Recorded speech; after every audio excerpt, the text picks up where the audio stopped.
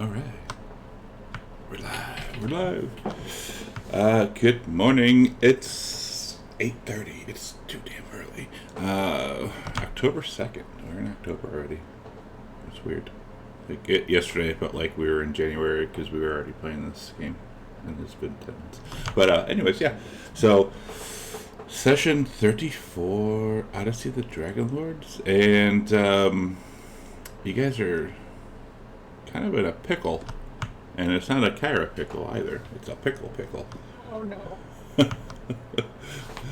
So who knows what would happen?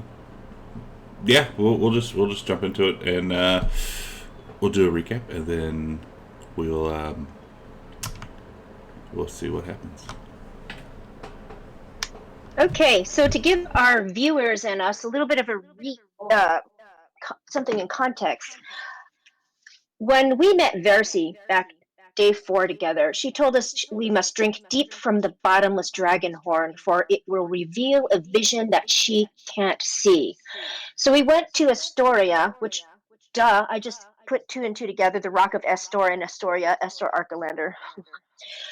So we went to Astoria to the Dragon Temple and found that the bottomless dragon horn had been stolen 2 days before.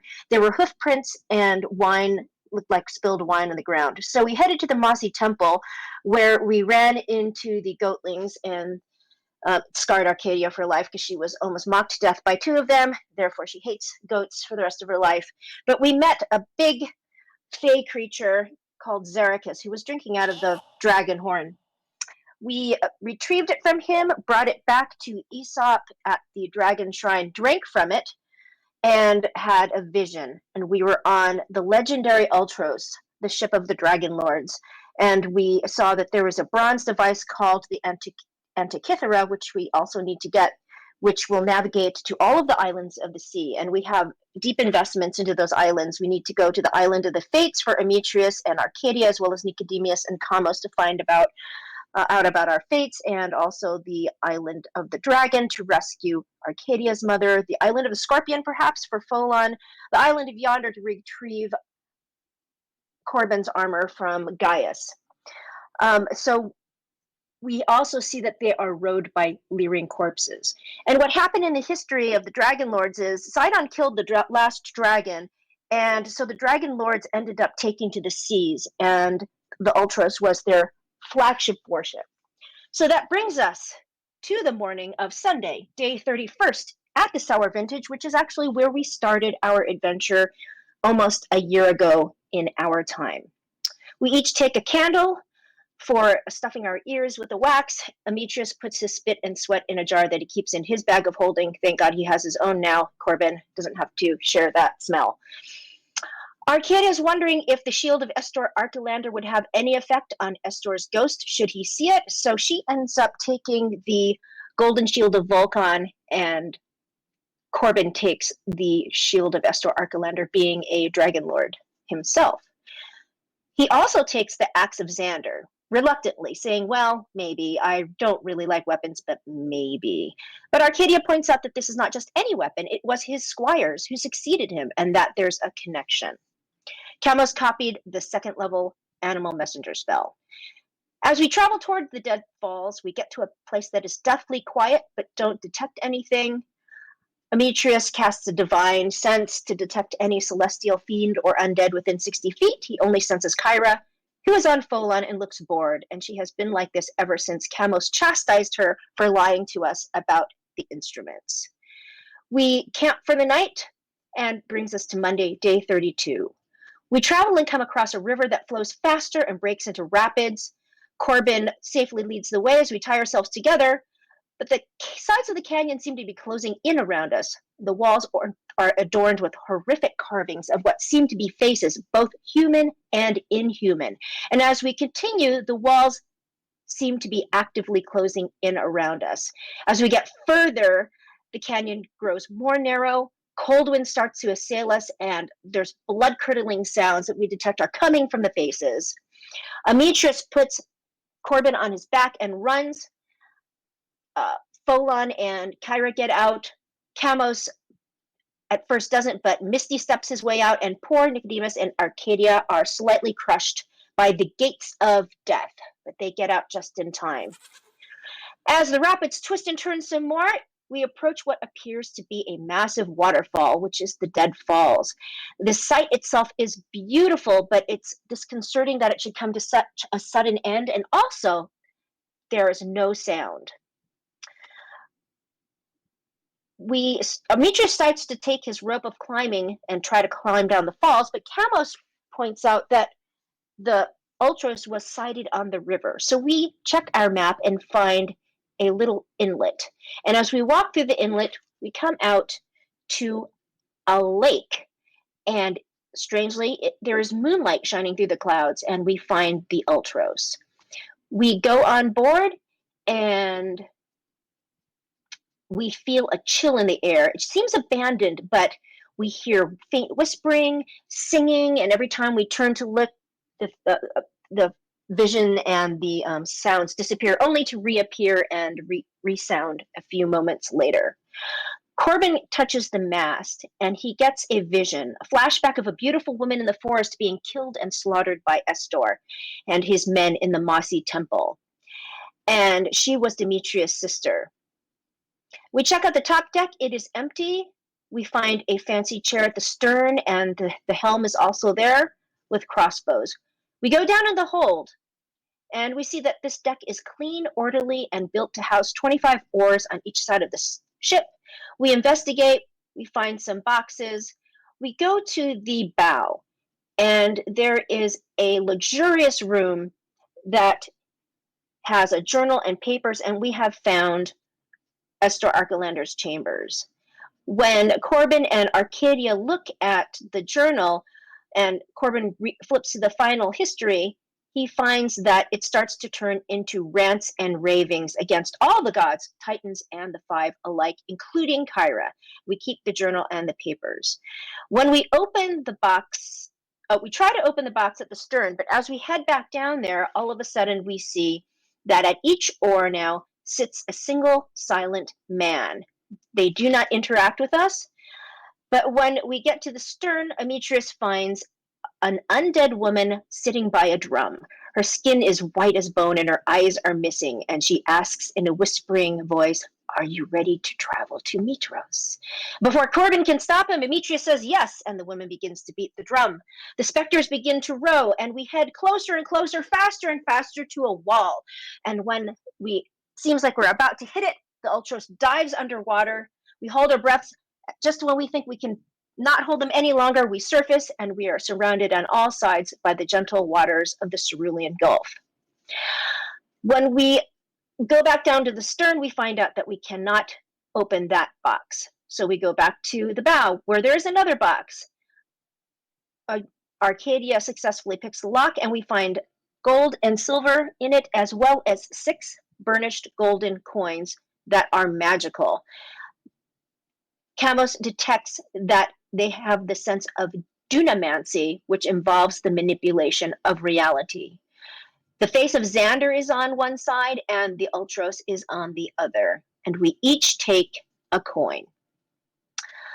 We return to the top deck and take a rest, and the next morning, we meet a person called Mitron. He is the navigator, and he is in the captain's chambers. Actually, there's a quartermaster. When Amitrus and Arcadia wake up that morning, they're on the deck, and they see 6 specters there, and they are able to interact for some reason with the quartermaster, and he's the one who tells us to go downstairs and see Mitron. Mitron has been with the ship since the beginning, about 500 years. Oh, yes. When we awaken, we find that we are flying through the stars, which is interesting because the Antikythera, when you look at it, it shows constellations. So we are flying through the stars. The other thing I forgot to mention is, how did we get the map to the Ultros? When we were summoned to Mitros to stop the hurricane caused by Sidon, we persuaded the 4 gods that we know of, Mitros herself was sacrificed herself, I should say, to give up part of their powers to create a powerful spell to stop the hurricane. And as a reward, King Acastus, who is the last remaining descendant of the Dragonlords, Acastus Archelander, he gave us the map to the Ultros. And his wife, Queen Valis, the goddess of wisdom, asked us to meet her later, and she told us that he was certainly sending us to our doom, and he never gives something that generous without wanting something in return.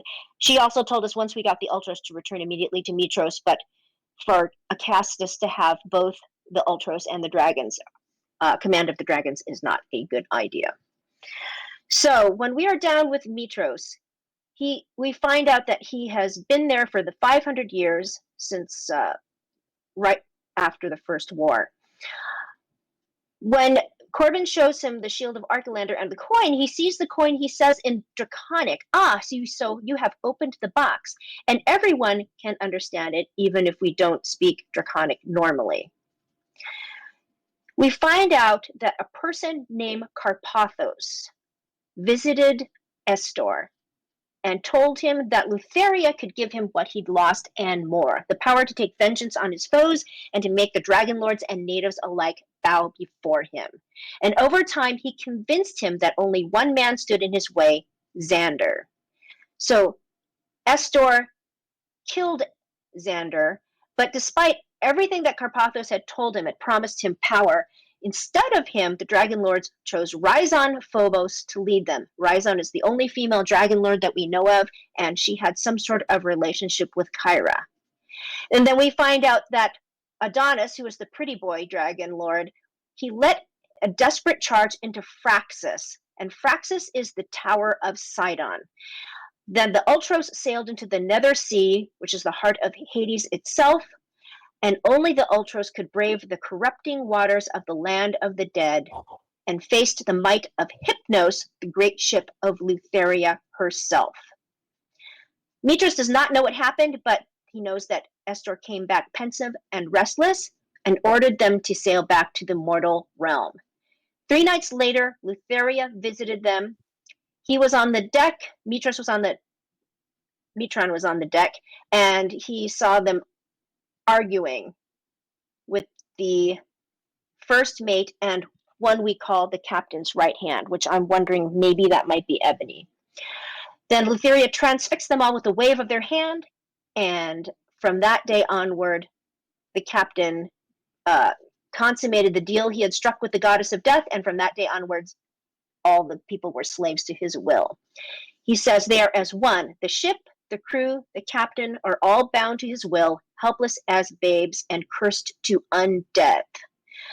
The captain says he's immortal, but we are told that he can only be killed by his own blade, which Lutheria herself holds, but he is bound to the mortal plane by the ship. And if we can destroy his body here, perhaps he will not be bound to the mortal plane anymore. We ask where his body is, and he says we will see him shortly. He feels he is getting restless. Regarding Corbin's fate, we find that Estor struck a deal with the Gygons, and the price was Corbin's death.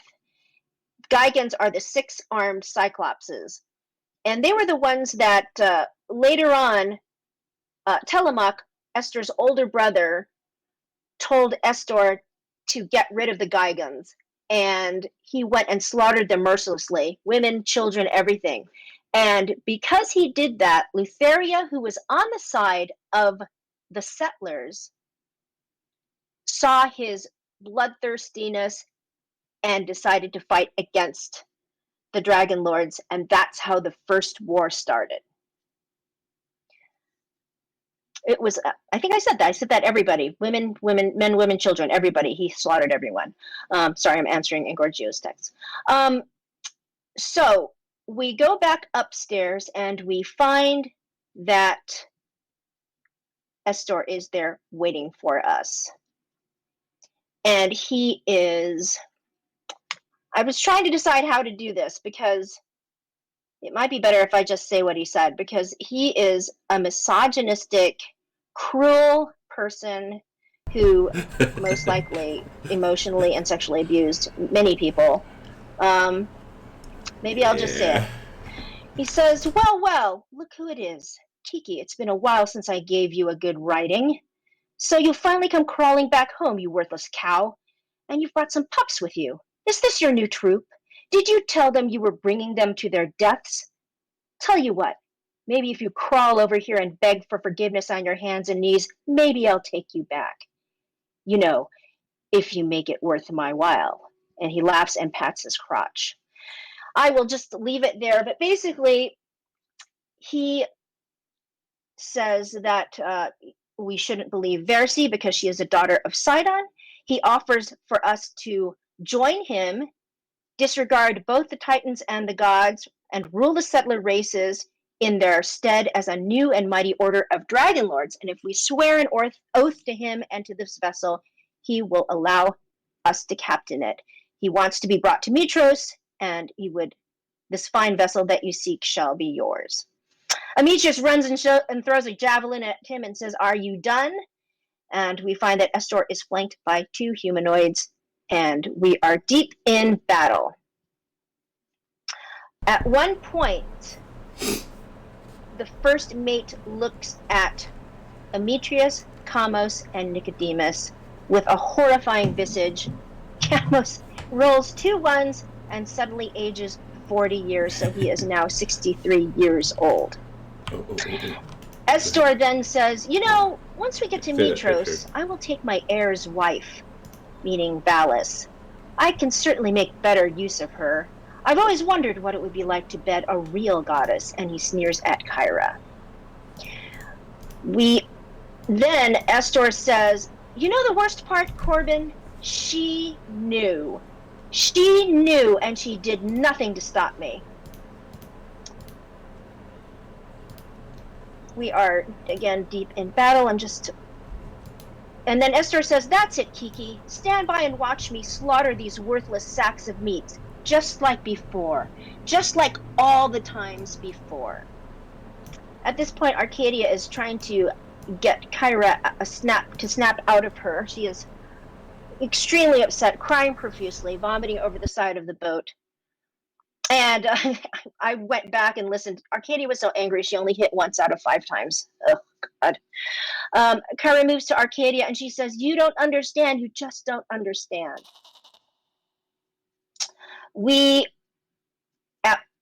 I'm just looking. Estor says, "Kiki, this is all your fault. If you hadn't left, Lutheria wouldn't have tricked me. The curse, what happened to the crew, it's all your fault. And now I'm going to take everything you love, one by one. I will break your heart again and again, and then I'm going to break you." A lot of us are going down. Kamos, Nico, Amitrius. So thank God we have some Twitch chat friends who are helping us out, Matt Keltz and Lila Gray. And I'm just scanning here. Right towards the end, Kyra snaps out of it. She pulls out her dagger, gives out a cry, and runs to the first mate. We have never seen her do this, but she jumps on his back and starts stabbing the shit out of him. Motherfucker. So at this point, that leads us into quite the cliffhanger. I think I've covered everything of import. Yeah. That was pretty good, And it's your turn. Because we're, literally in the heat of battle. Okay, sorry, I think myself. Today is a good day to die. Alright, so let's try this again. I'm still attacking the first mate. And he is next to Kyra, so I have sneak attack. And I'm just double checking I have everything as we start up again. Roll 8-1. Watch you roll a 1 again. Stop it. Alright, here we go. Oh, a 2. Yeah, that much better. God. Alright, so she's sending... Actually, she is sending Nyx to attack.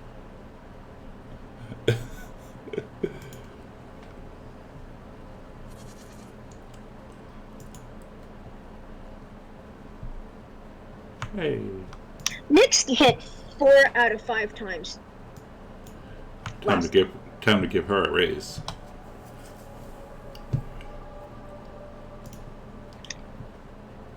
But okay. Oh yes! Next for the win. Yeah. And I passed my turn. Nico, I need a death save, please, in the tower. You got it. It's a little loud. Turn that down. Thank you, sir. Yep. Back to Arcadia. Alright, she murmurs a little something. She's going to use her bonus action to switch her Hunter's Mark to a store. And let me get there here.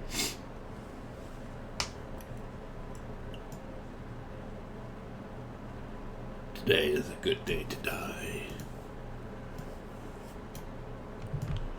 Dun, dun, dun. Alright, I think I'm set up now. Nobody is next to him, so just try this now.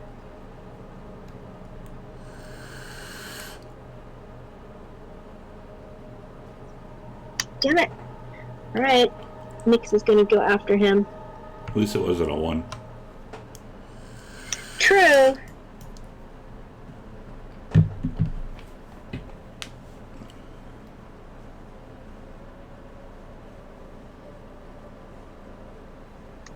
Alright, pass my turn.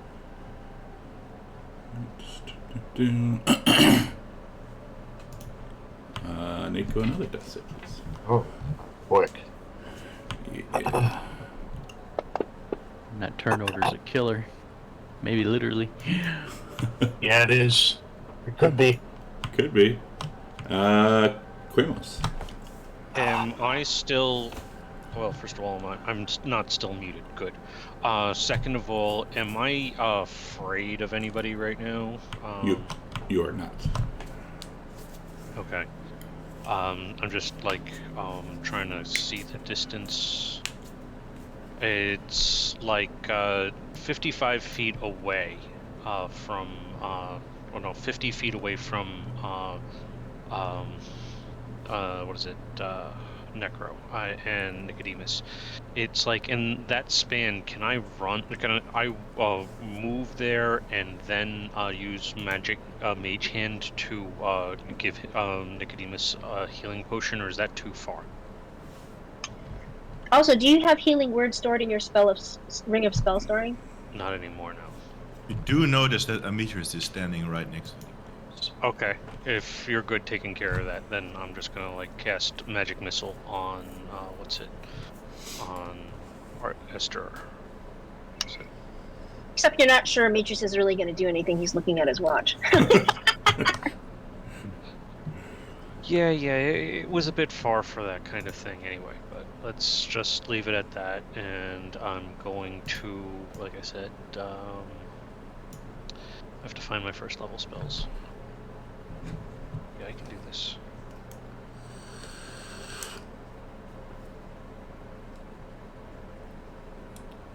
One, two, three. Not bad, not bad. And I'm going to call that a turn. Alright. Kyra is going to come up and attempt to sap him.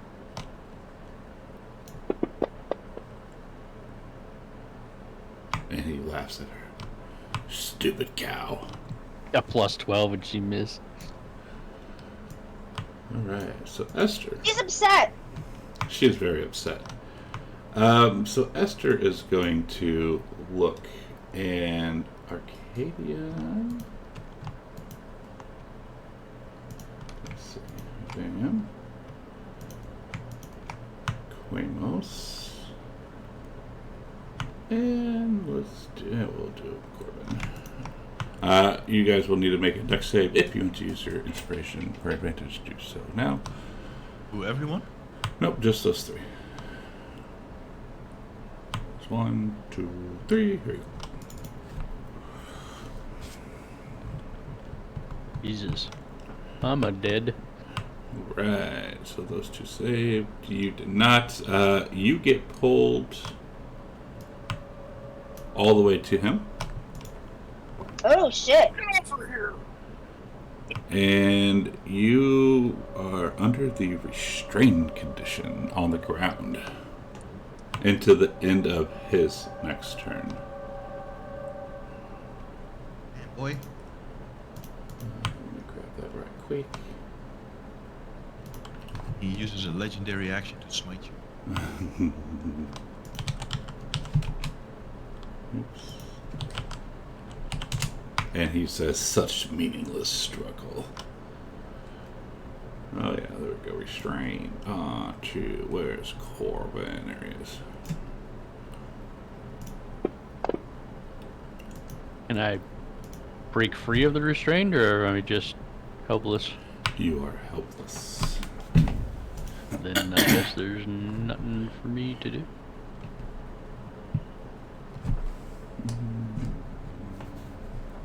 He doesn't have legendaries, right? Yeah, I no, will yeah. lean over and I will touch Nicodemus's forehead with a single finger. Say, boop.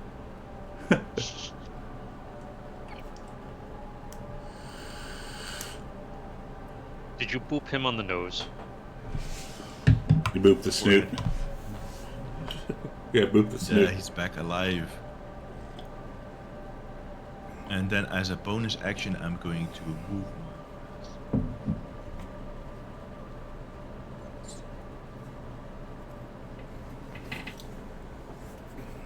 Oh, thank you, sir.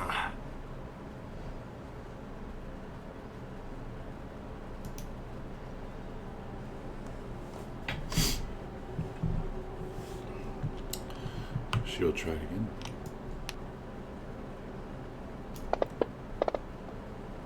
And he will just laugh. Why don't you give up? It's a fallacy.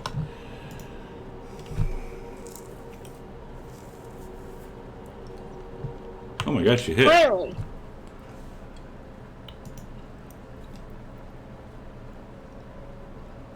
Right.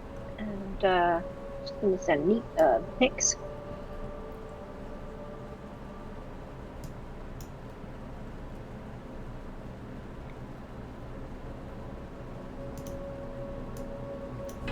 Ah, miss. Pass my turn. I'm still restrained. Yes, sir, until the end of his turn. Man, that's wasteful. Armitrius. Okay. As a bonus action, I'll move up this weapon. And it will attack Mr. Ark. But it can't do attack still with restrained. Yeah, you can still attack. Hang on, you can still attack with restrained. Well, now you tell me. Does he get 2 attacks then? I just had to look it up. Yeah, we can go back to his turn here in a second after Armitrius' turn. Yeah, attack rolls against the creature against you have advantage, and you have disadvantage. But at least you get to maintain rage. Yeah, that's what I just took it off, so I'll have to put it back on. I will activate my guided strike for a plus 10. Hit.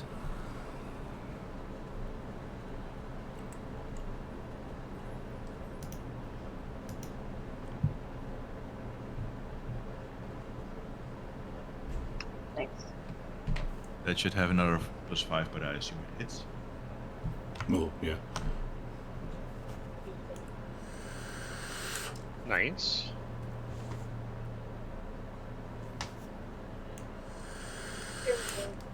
Okay, and okay, back here. Alright.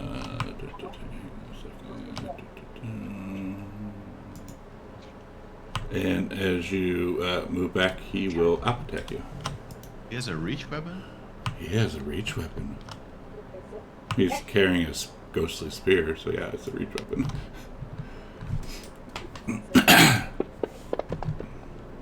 But miss. It's funny, the people with the reach weapons. I'm gonna have a reach weapon. Oh wait, he has a reach weapon. Before Kamos goes, let's do Corbin's both of Corbin's turns. So I should hit him twice then. Yes. Alright.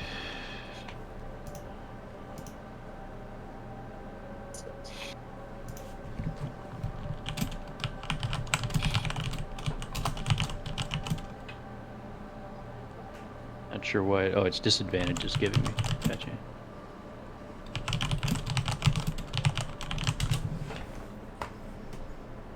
Oh, I dropped to 20. You almost Alright. punch yourself in the schlong.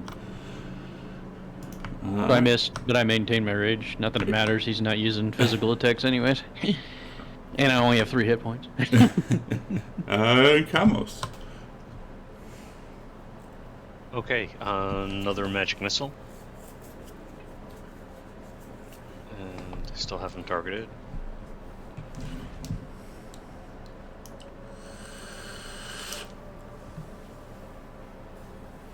Alright. And end of turn. Alright, and he is going to...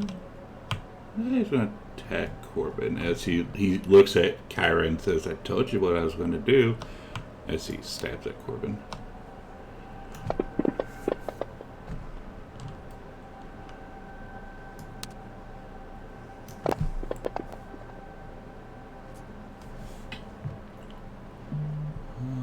Eeny, meeny, miny, mo. And then he's going to come over towards Kamos, and Kyra will attack him. Get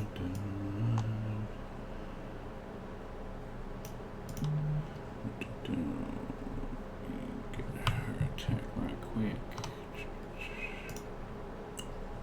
There.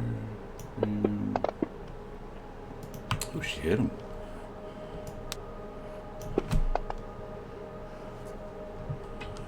Then he will attack Kamos.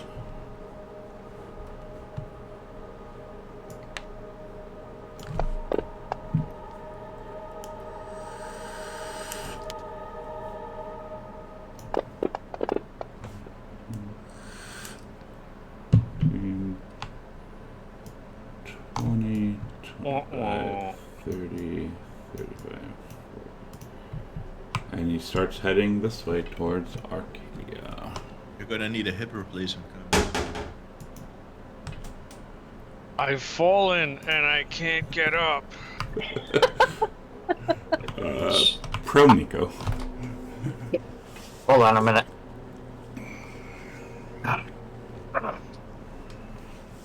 Idiot dog got caught up in my headphone cord. Oh. Okay. Half movement to stand up. And I'm gonna move right here. No. Actually, I'll move right here. That's where it should be. 5, 10, 15, 20, 20. Okay.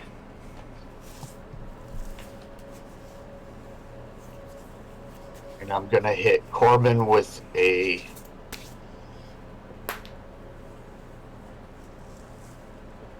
healing word. Oh, it's better than nothing. Up is better than down. This is I feel true. happy. Oh, so happy.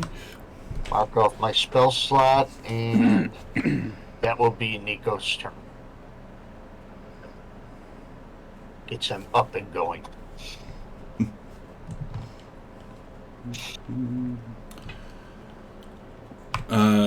Kara looks visibly upset.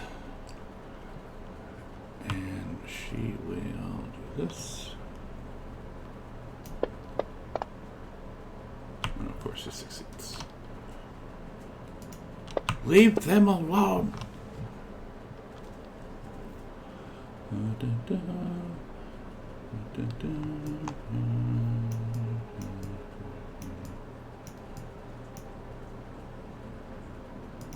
As Esther comes up here, and we'll take 2 swipes at Arcadia.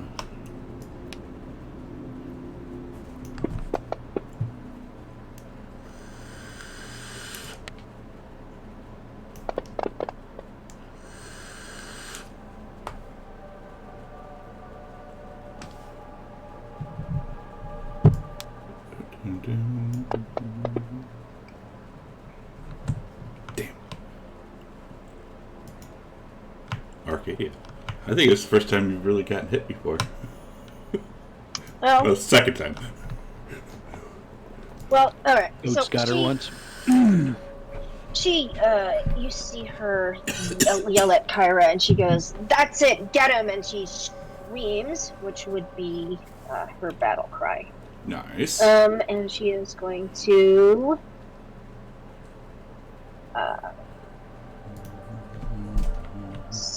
That was her bonus action, so let me see. It is.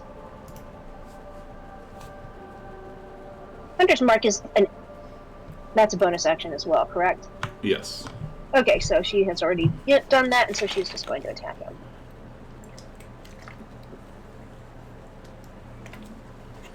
Damn it. 18 misses. Alright, Nyx is going to come up ahead on top and attack.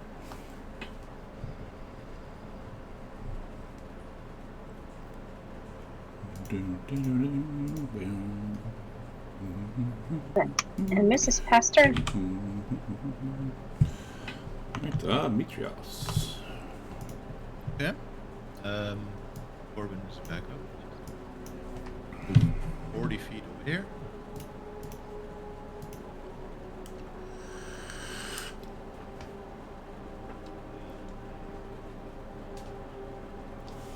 Nice. Man, Kamos is alive. Bonus action, I'm moving.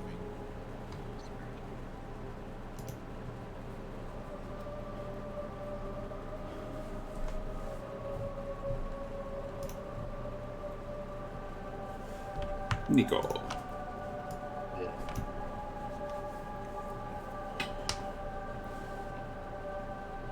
Fuck. Very dangerous across small distances.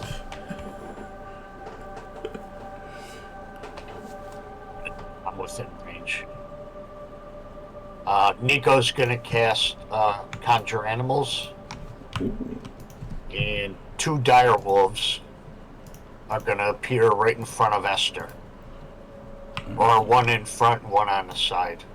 Give me one moment, Reliant. Like, right here and right here. Hack tactics. I have a model. There we go. Big dire wolves. One of my favorites. Conjure Animals. Mark out my spell slot.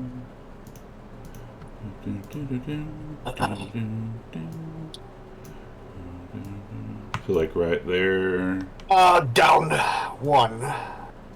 Yeah, and then one right behind him. Like that. Perfect. Yeah. Cool. And then it'll be Nico's turn. All right. Corbin. Alright, Corbin will stand up. And I will drink the potion of superior healing, 1 second. which is 8d4 plus 8. Oh no, momento, s'il vous plaît. Yes, I use 2 different languages for that, I know. Alright, coding is in your potions thingy. Under actions. Yep, I see it. See, I should not target Esther. Don't want to do that. I want to heal him. I mean, he would be okay with it. Yeah.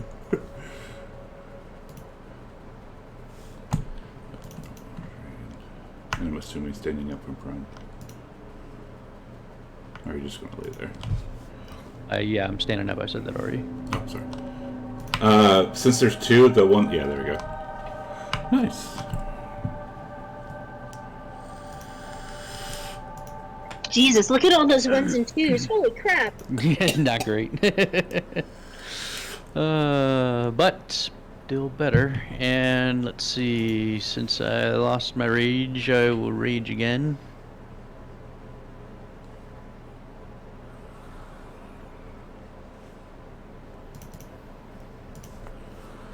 actually, no, I will not rage again. I take that back. Yeah, I was thinking that. I was like, No ragey.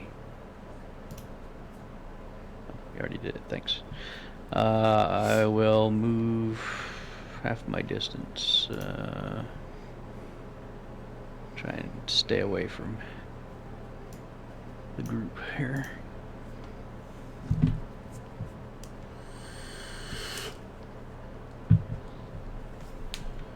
And come I move 10 feet to the left. I cast, what is it? Magic missile from my sling ring.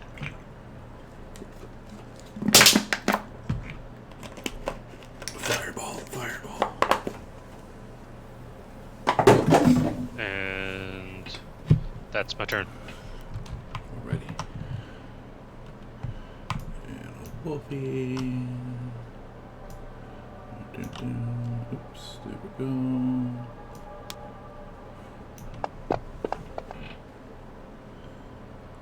And that misses, you get one attack, okay. And this wolfie.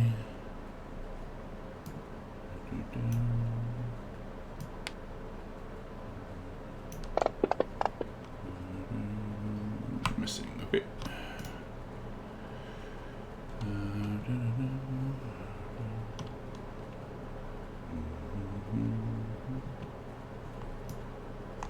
She also lets out a battle cry and scream.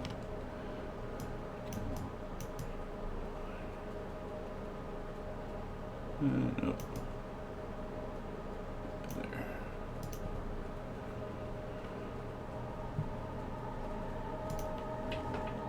Nico.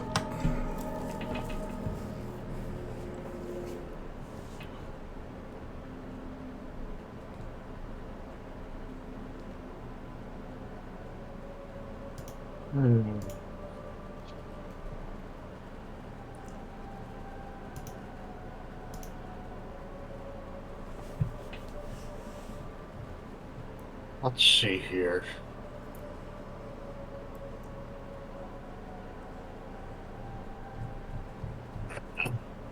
Well, everyone seems to be pretty good. So Nico's just going to give himself a cure wounds.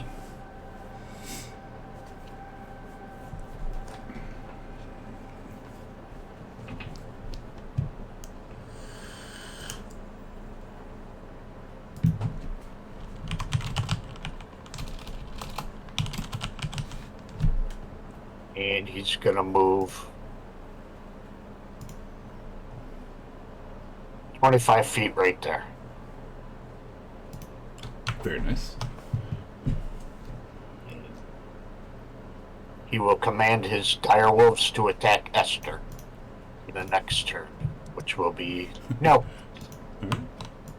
Let's see, that's number 6. And to this. To this. Ooh, it hits. yay! Yay!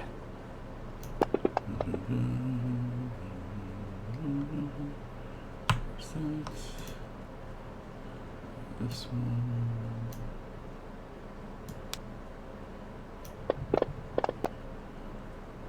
And this.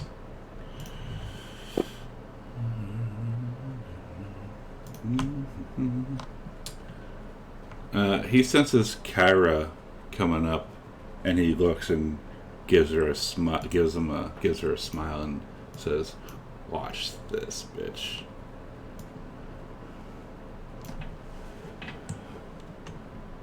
As he's going to hit the ground, pound the ground extremely hard.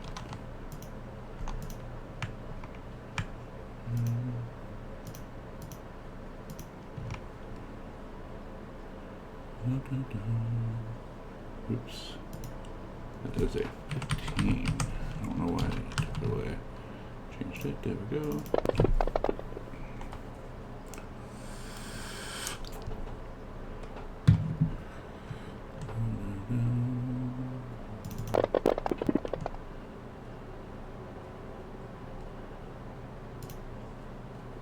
And I think that attack is next in front. Let me double check that. Yes. I was paying attention to that. That should have. What? Oh, is that? Wait. What kind of net damage is that? That's a thunder. Never mind. That was thunder damage, yes. I Little think bit of my thunder. thing expires. Let me just double check. Little I thunder. think because I took damage. A little bit of lightning. Oh, you don't get to maintain that. Damn. Oh, the frenzy. Correct. Yeah. That's okay. I'm gonna take it out. Thing. Okay.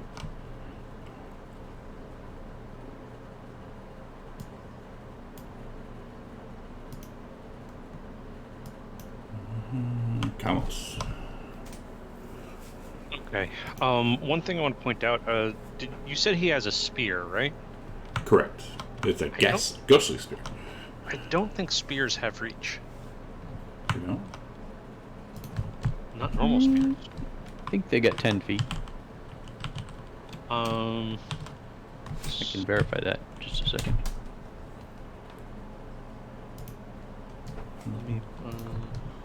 Oh, actually, I can look it up with his thing. Plus 10. No, actually, it is. I'm sorry. You're right. That is only 5 feet. Because he has a plus 10 to hit, so I misread that as reach of 10 feet. Alright. And so I'm going to, what is it? I've used up all my magic missiles. I can't fireball him. I don't know. Maybe I'll just try something wild and crazy and try to cast Hold Person on him. Nice. And, so, save. He succeeded. Oh, he barely though. Barely. Yeah, it's a shame I can't foresee something low, but... Whether it's by an inch or by a mile, winning is winning. And losing is losing. Wait. Okay, that's my turn. Midget Man.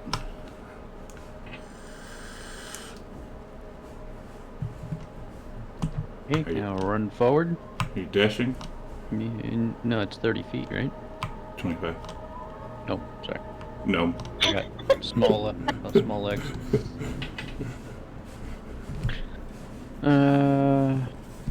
Ralph. Ralph. And I will rage again now that I'm in range. And I will recklessly throw a spear at him. And I'll say this, if you miss, you will hit the direwolf because you're short and the direwolf is big. So you gotta, like, throw the spear between its legs, essentially. Alright, well, gotta do what you gotta do. Worth, isn't he standing on a raised platform or a lowered platform? It's all level. This whole Okay. this whole thing is level. The shadows on the mast imply that it is a lowered platform. It's from the mast itself, though. Yeah, you look at the shadow. Oh, I see what you're saying. No, it's all level. But it isn't raised, so.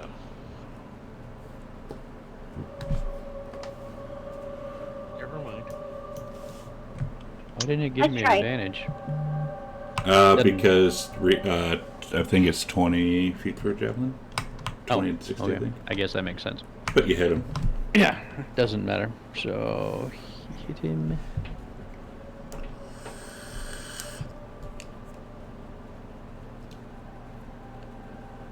For max damage. Nice. Yeah. Alright. I am going potion curator.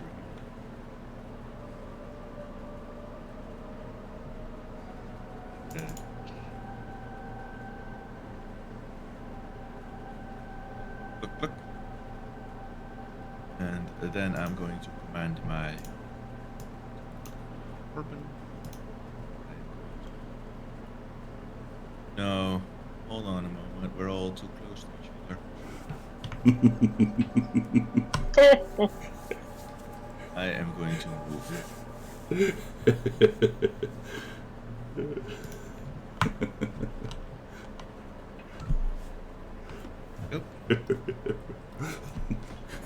Arcadia. So we decided he does have a reach weapon or doesn't. He does not, so he will end up moving. He would have been where you're like within 5 feet of you. I guess if we went to like move this stuff around. Wait a minute, but- you So can't where was he? retcon 'Cause it he- both ways. What? I just said he didn't. Yeah, didn't you hit what's his name? Ametrius? Did he get his damage back from the attack of opportunity? I don't mind that. No, I think he missed him. Yeah, I think I missed him. But you hit Arcadia with the spear, so wouldn't that mean you're closer? Yeah, it would have been closer, so we can like just move everything around because originally this is how it would have been. Okay. I just want to know Correct.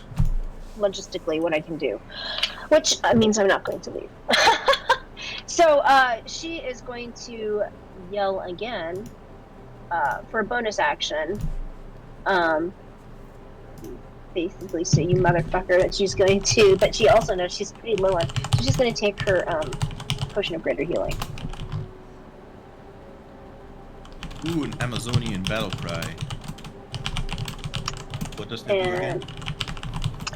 And it gives me some protection, but it doesn't last. It's not as it's like being a half caster. If I get damage, it goes away. Oh, And then she's going to send Nyx. Okay.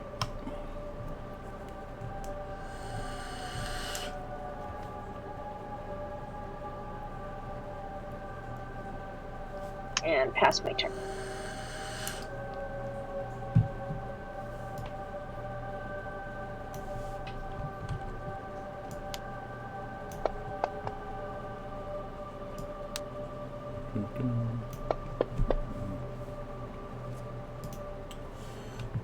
Arcadia again. Wow, okay. So with my bonus action, I'm going to cast Hunter's Mark again. And mark off my spell slot. Come on, recharge. Come on, recharge. Come on, recharge. So I can pull them all in and smash the ground again. Okay, hold on. It's not on him for some reason. Let me check. There goes. Got that. Now it's off of me. Why is that happening? Let's try this again. And now it's off of him. God damn it. Okay, let me try something else.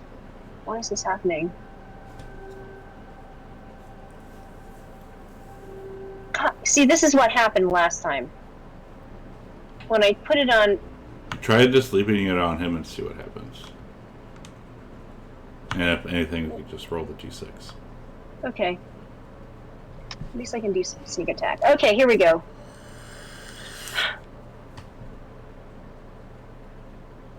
Yes.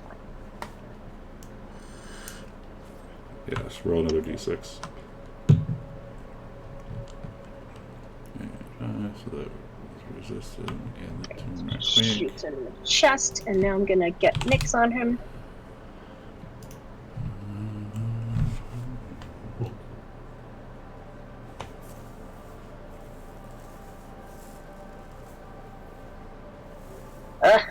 Misses. Pass my turn.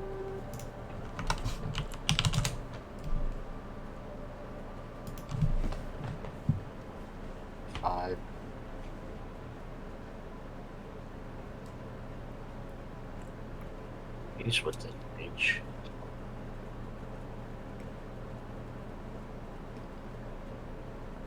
I'll try to hit him with a thorn whip.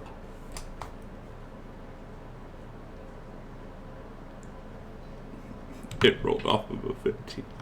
Sad. What? You can't hit him with a 19? Holy crap. Good armor.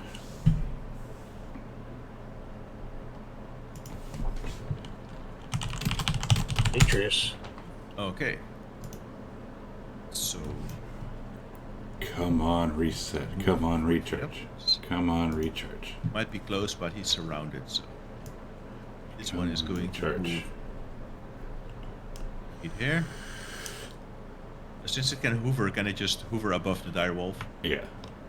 Okay. It is going to.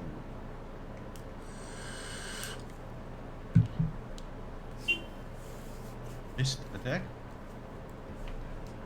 It's going to.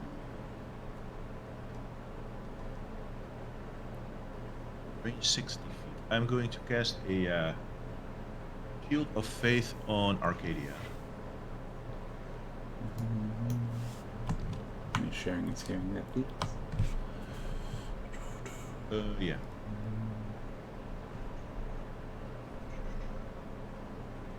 It range, so. Nice.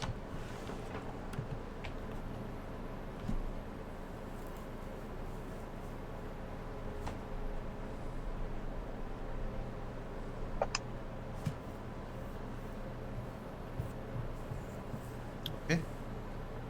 So Amitrius, he grabs his he has a necklace with a little horse statuette on it, and he grabs it and he utters a prayer in Sylvan, and protective field shimmers around Arcadia.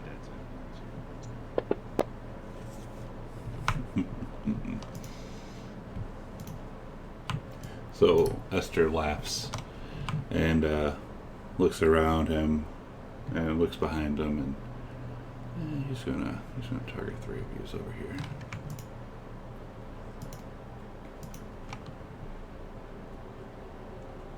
So Kamos, Amitrius, and Nico, you'll need to do a dex save if you want to use your inspiration for advantage. So now.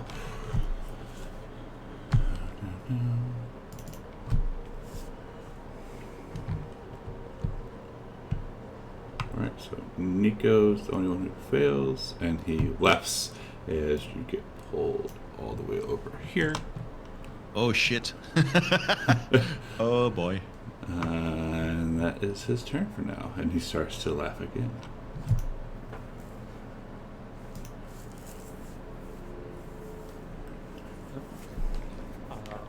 You know what? 50-50 odds sound pretty good. So I'm going to try hold person again.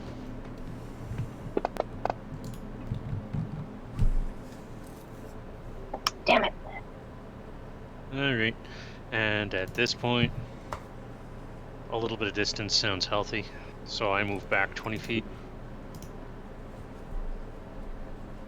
And call it a turn. The wolfie will stand up and bite.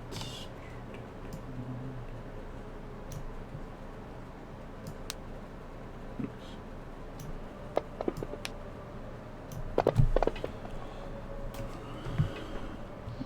Oh. Corbin. Things are crowded over there. Come on down. Come on down to the party. Join us. We have pie. Yeah, somebody's honking. Just wondering if that was Sirenscape for a second. That's my neighbors. That's a cell phone.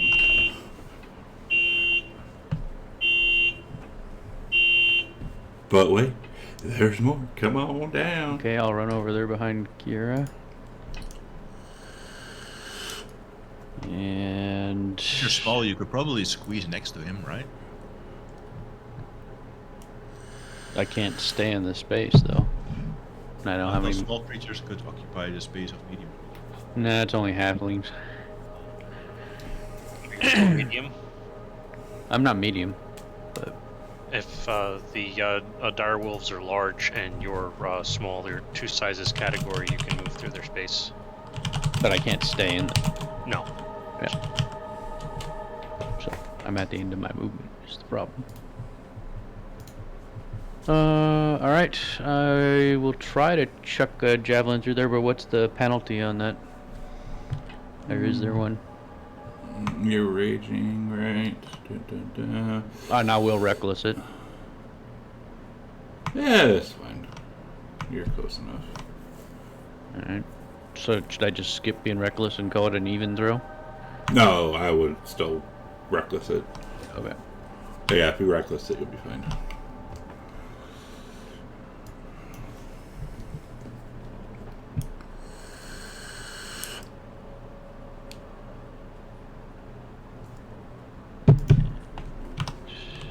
Do I need to put disadvantage on myself? No. Okay.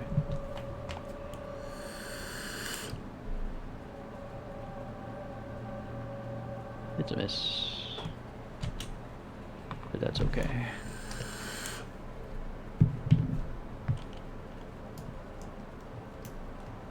Oh, that's from reckless is from Lay, anyways. I just realized.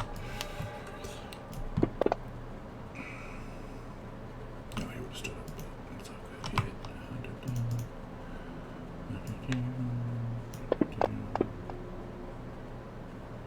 Ice.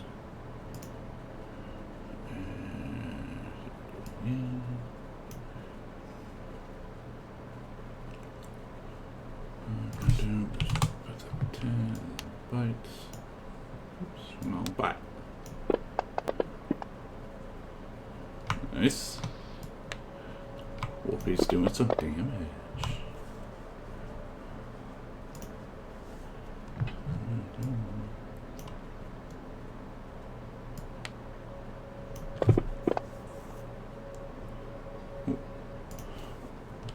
Demetrius.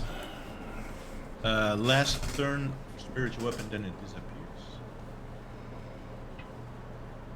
It's going to use a bonus action. And it vanishes. Not sure if you can delete it, right? Then I am going to run up here. Use my reach weapon to attack.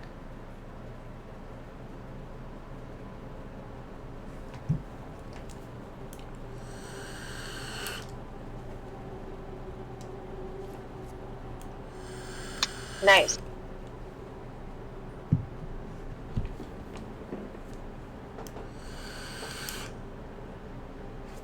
Then I can move 50.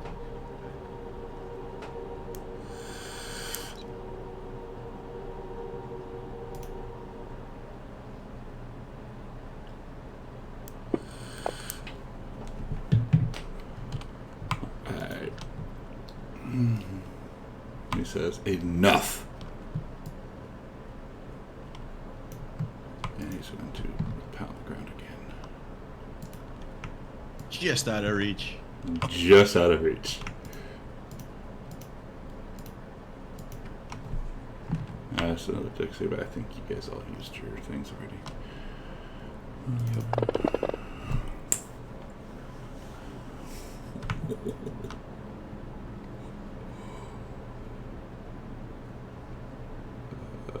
Now it's a high save.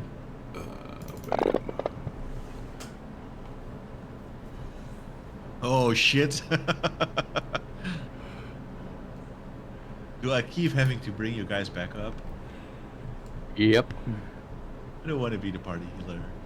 And I think the doggos go away. Yeah, because Nico's unconscious. Okay. Yeah, they're done. If I go down, they go down. Damn, they're doing good too. But the shield of faith stays active. Yeah, because you have the con on it. Even All though right. she's dead. Correct. Yeah, I'm just Because- protecting. Yeah, because he's the one who has a concentration. So, something's going to happen here.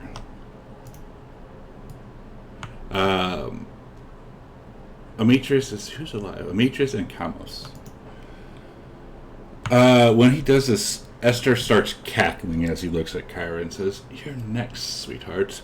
And she starts to... You guys see her start to kind of glow a little bit. And she says, "No, Esther.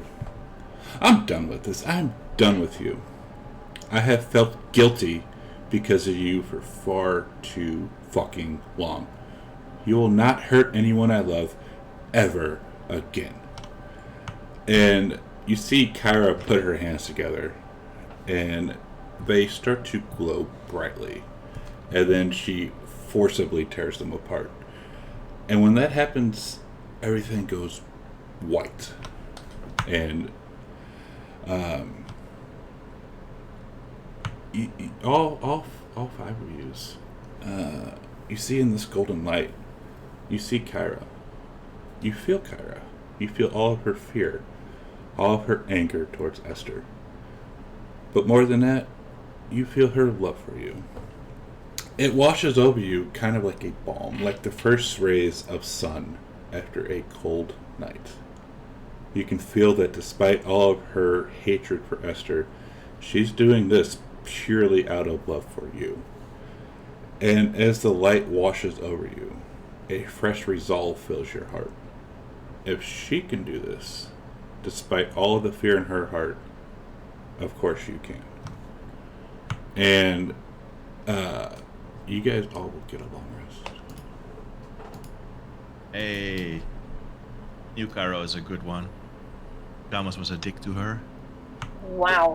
Which means Kamos also gets 2 new rolls for his thing.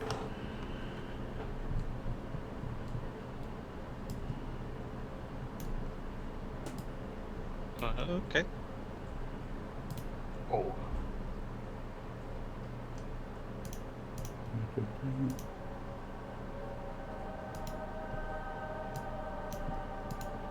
Not bad, not bad.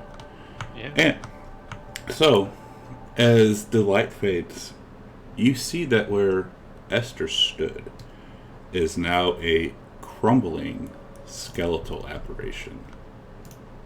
Its eyes glow with an ominous blue light, and it feels as though it is held together only by the power of its own hatred. And it roars, "What have you done?" Wow. Oh god. Oh no. And welcome to phase 2. Well, I hope it's not like the Marvel Phase 2, because that was... Why won't he die? Oh my god. This is awesome. Hey. Just want to check the range on hold person for a sec.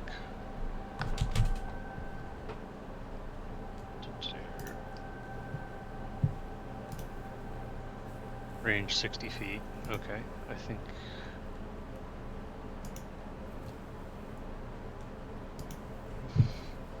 Yeah, I'm exactly at range. I cast hold person on him, and I foresee it's not going to go well for him. Okay. I foresee a 4 for his save roll. Okay. And what condition did that give? Let's see. Paralyzed. Yeah, I think it's paralyzed.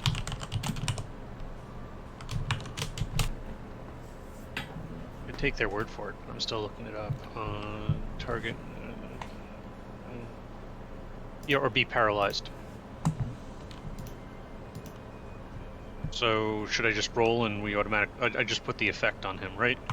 You could, if it would work, but he is immune to paralyzed. He chooses not to. No, he's not. He's just immune to it. Well, that Oh, sucks. Like non-corporeal. All right. Well, that's my turn.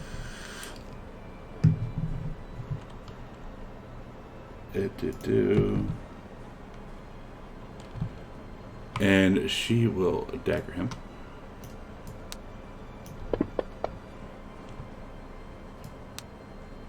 Whoa. Look at that plus 12 on that dagger. Oof.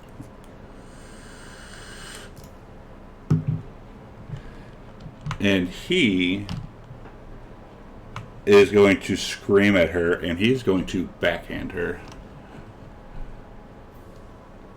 Right off the boat. Right off the boat. If he hits. If it hits. No. Oh, she dodges it, and once more. Look at that. She's like, not today, motherfucker. Oh my god, it's called a death strike. Oh no. Oh.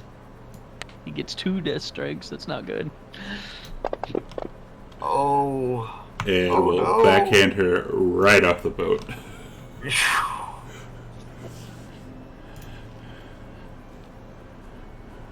Okay, that makes Corbin very angry. Of course, everything makes Corbin very angry, but...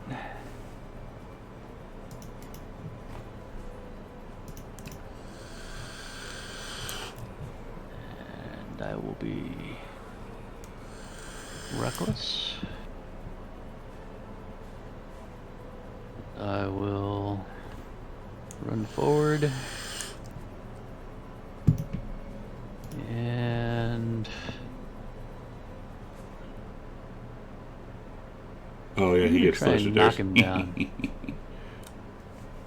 Okay. Hey. Woo! And that is what is that? That's Dude. prone. Double check. Yeah, he's immune to burn. I assume he's a floating ghost. He is a floating ghost, yeah. So from that, do I deduce that he's also immune to grapple? Because I was going to grapple next. Yes, because you've already tried grappling him when he was the... No, I didn't try it before. You tried to grapple the first mate and it didn't work. Yeah. Oh, yeah, it's true. Yeah. So yeah, you kind of, since now you've started to fight ghosts, you kind of think you probably can't grapple them. Okay. That sucks. So I'll just move around him then. And at the end of your turn, he is going to smack you. He's going to do...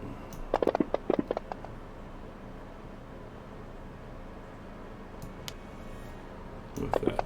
Death spattering! Oh my god. Arcadia.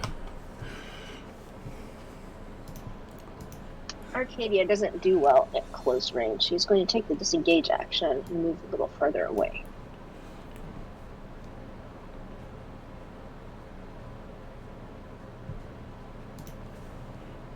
Do you have that as a bonus, or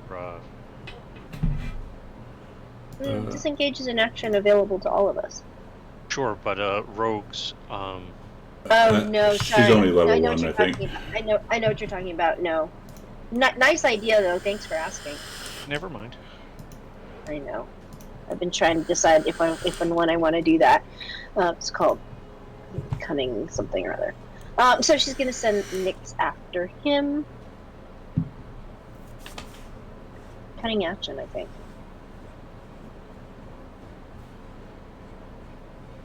Damn it! Pass my turn. Nicodemus ain't gonna take the chance of getting hit, so he's gonna move over there. And I don't think that's a 10. No, it's 25. Or that was with his hand. let's see here.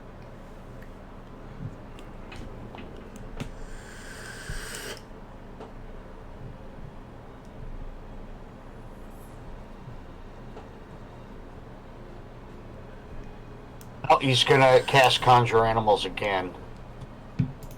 And he's gonna conjure 2 more dire wolves. So if you could fit them in there somewhere. Probably one here and one here. Secondary wolf. Conjure animal. Do that. Gotta use his greater spells first. One is where? Like they're there? Yep, and then the one right below him. Right yonder? Yeah. Alright. Yeah. That'll be Nico's turn for now. And at the end of your turn, he's gonna hit at Corbin.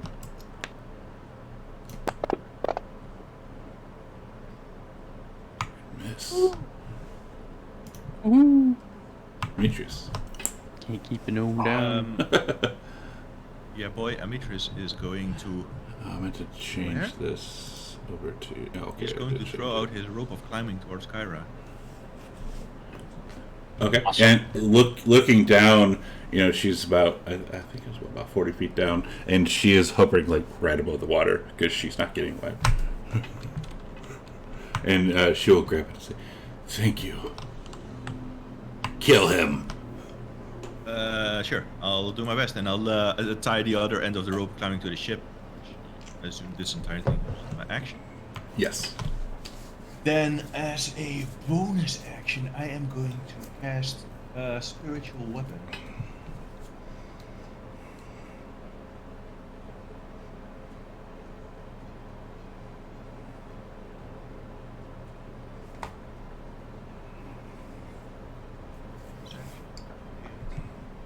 You cast a spell, you can make a move. Yeah, you can attack with it.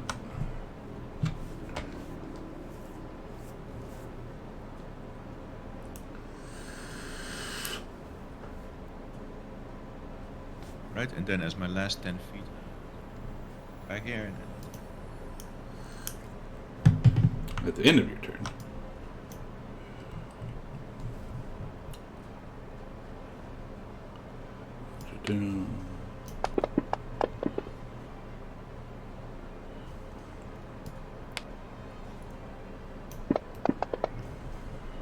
Damn, he really don't like me. Yeah, I mean, you're the only one in here. He doesn't care about the got- dogs. He's got 2 giant wolves on him, but he didn't care about them He at all. doesn't care about the wolves. You're the heroes of the Oracle, quote unquote.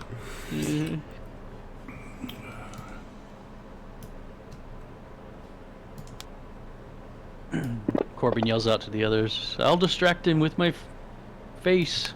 Let him punch me a few times." It's a very punchable face. Nice.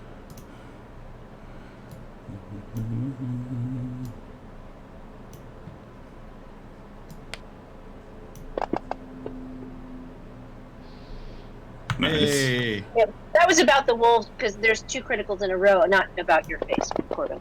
I said nice. That'll teach him to ignore the wolves. God, they hate to go again. Now, but Christopher, a third time, yeah, he might start fucking these wolves up.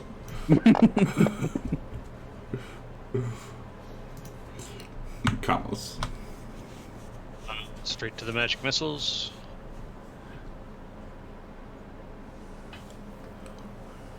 Some nice magic missiling. yeah, I'm Yay. fine, damn it. I can't use a portent dice and replace one of those D4s with never No. mind, I'm just kidding. No. Okay.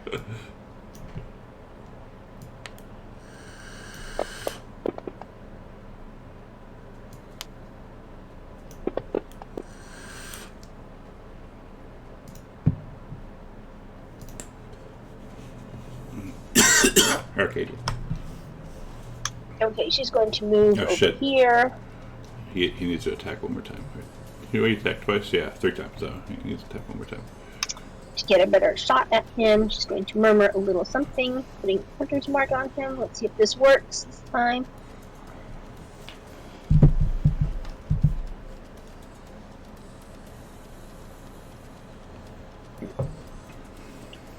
Oh well.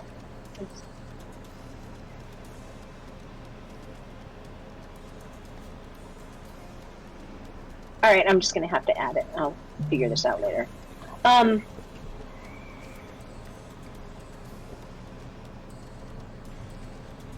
Okay, she's going to attack.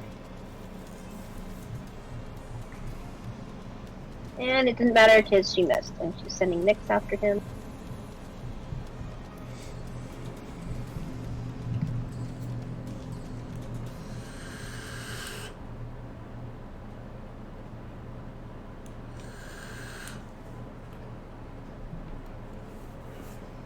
Nyx is doing really well. I would say the animal's getting all the hits. And that's my turn. And at the end of your turn. Corbin smiles at him again.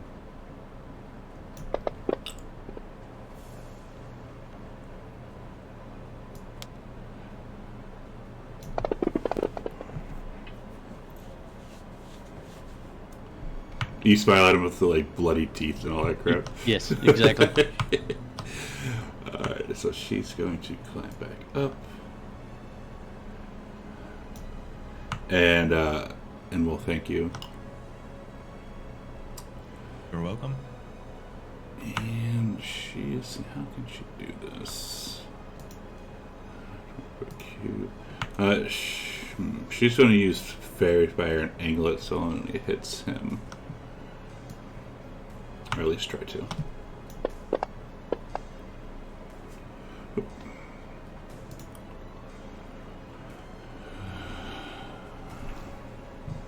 Let's see.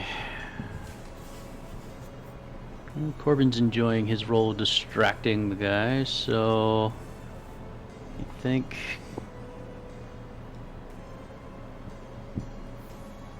I will just pop a greater healing potion.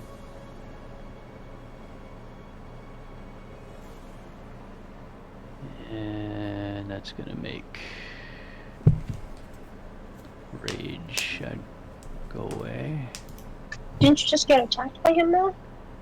That's true. I've been taking damage, so I guess rage stays on. It doesn't really matter anyways. He's not hitting me with physical, so. And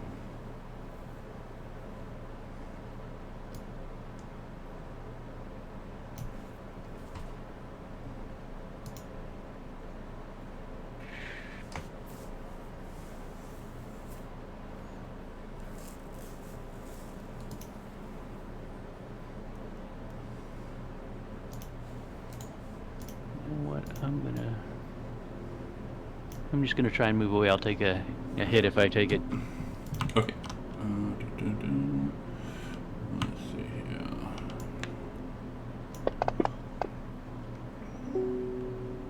Oh shit.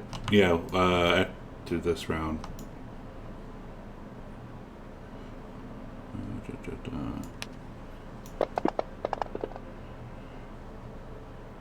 Oh, Right.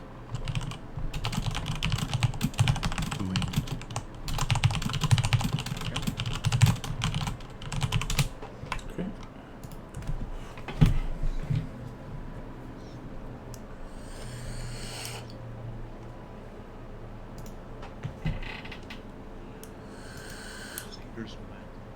I couldn't hear anything you just said.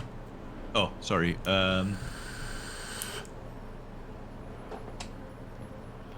I am going to cast that. Crusader's Mantle. Holy power irradiates aura. Right?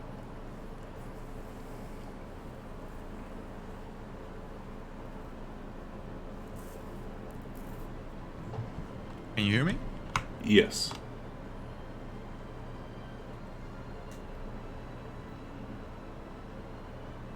Oh, nice.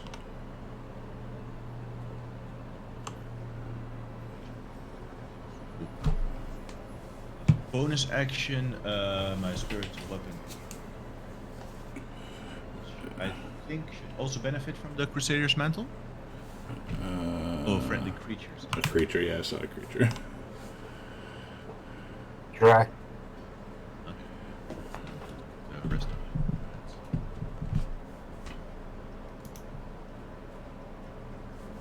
And now no one's going to get it. the aura thing has that been yet? It goes with you. While in the aura. All right. So it's like a traveling thing. Like Sisterhood of the Traveling Pants.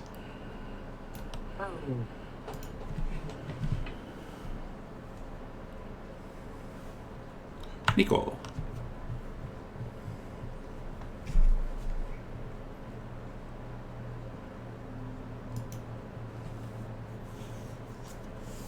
Fifteen, 20. Okay, yeah, I could probably do that.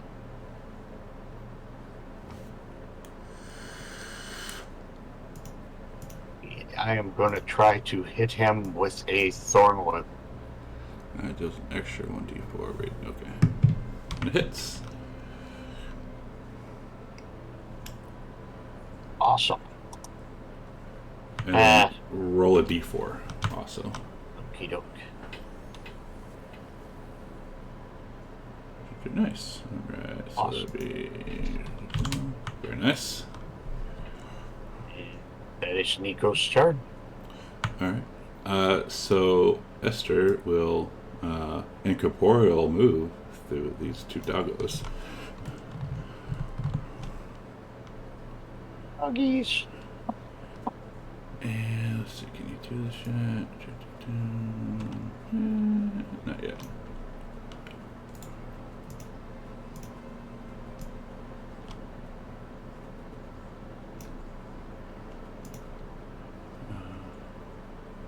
Uh, 20 foot. Yep, 30 feet. Alright, so he's going to start laughing, and as he's laughing, kind of like this dark black cloud kind of comes out of him as it encircles everyone in that little sphere that he's in. And then, yeah, that's all he's going to do. And with that, let's take our 10-minute break. We'll come back at like 10 after. Thank you, Ken. So I gotta pee. Alright, stream. Yeah, we'll be back here in about 13 minutes or so. And have the hopefully conclusion to this fight. Who knows what'll happen. So if you go away, please come back and we'll see you shortly.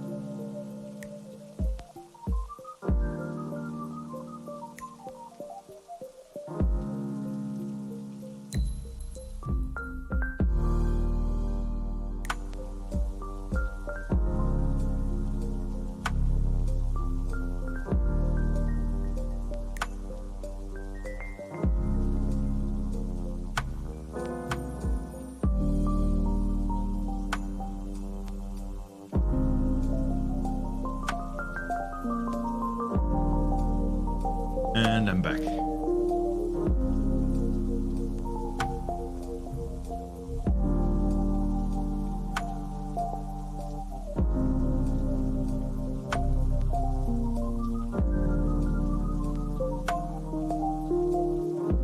It was good, but it gets a little bit annoying when it's feeding time.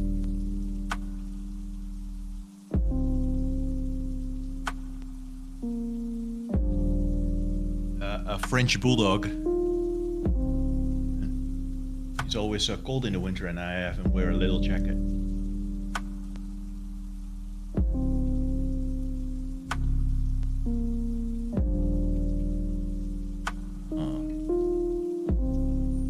Kara got exhausted from giving us a long rest.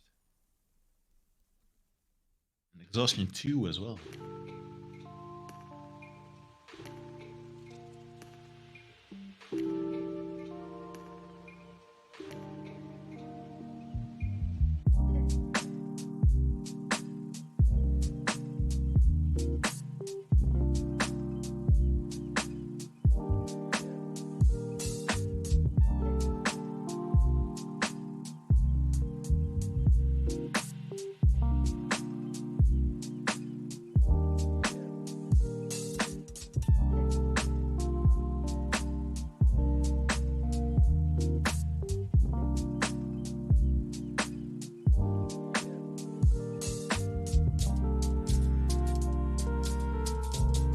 But you had the Aura plugin installed, right? So when you add the 30 Aura descriptor, does the thing. Can I move close and maybe try it with Arcadia and you just heal the damage?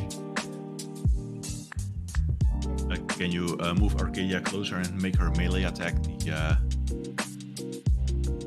Don't touch me. Can you make a test weapon attack on Astor to see if the plugin help works? Okay. Do you want me to? Hold on. Wait, you said a melee attack, or do you want me to just fire my crossbow? A melee weapon attack with just give it like advantage and +5 or something, just to make sure you hit. Oh, actually, it does say a weapon attack.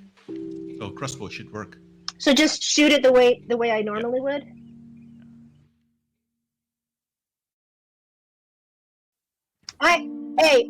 If I wasted a 23 on this experiment, I'm gonna be pissed. Okay, try dealing damage to it. I want to keep that for my next attack. God damn it! I've been missing all the time. You may there was my 23. So I'll just keep track of it myself and tell people to apply the 1d4 radiant damage.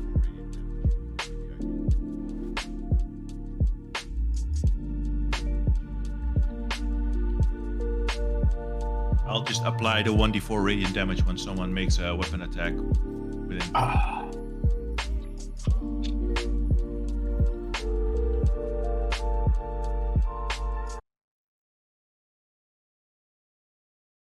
Hit that button, and I think we're back. Yeah, we're back.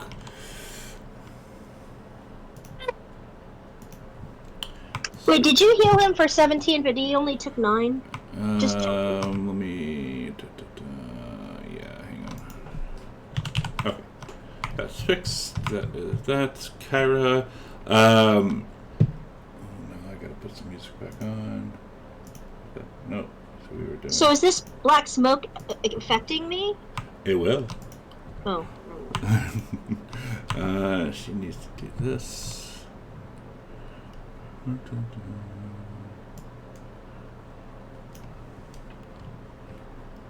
And she is frightened of him, so she cannot move closer.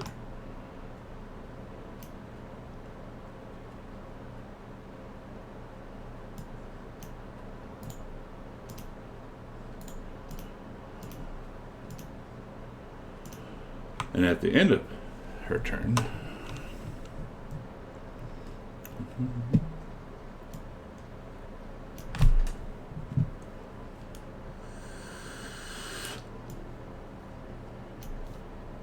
Too many circles. Agreed. The doggy gets to go. Doggy 15.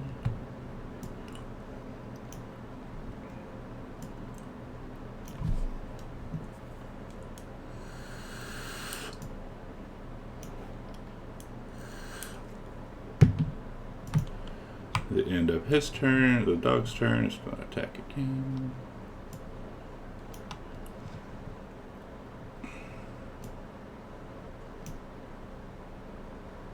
Demetrius. I'm going to move 20 feet up. And I am going to melee attack it.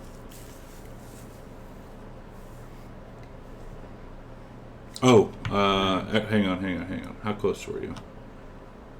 How far? Where were you when you started? 20 feet. Where were you when you started? Here? Okay, never mind. All right, you're good.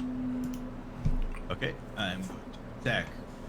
If I miss, I'm going to use my divine guidance. Oh, there it is. That's there not it a is. miss.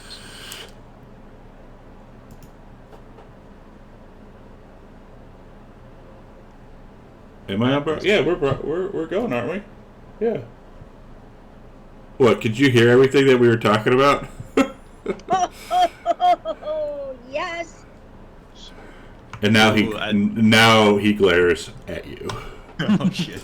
Wow, That definitely pissed him off. that pissed him.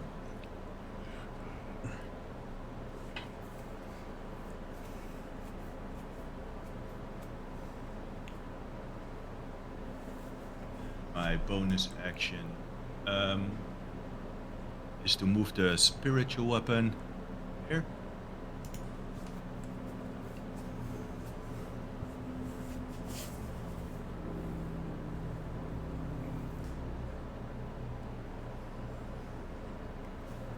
It does not get the D4.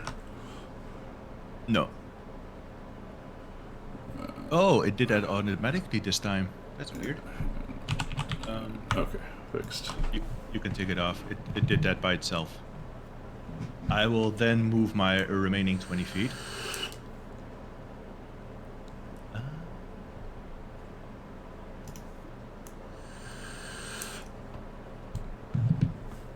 You guys are still in range for your attack bonus. And at the end of your turn, just gonna move here. It'll get attacked by a dog. It's fine, whatever.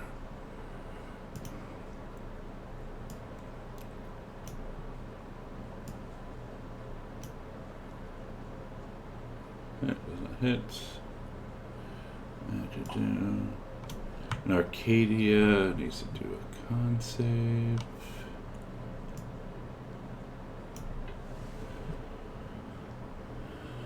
And you are frightened, ma'am. Well, it's fine. I don't want to get near him anyway. Oh, you know what? I have... Hold on a second. Oh, no, I don't have that. Okay. And it's my turn? It is. She's going to yell her Amazon battle cry. Even though she's frightened. And she's going to attack.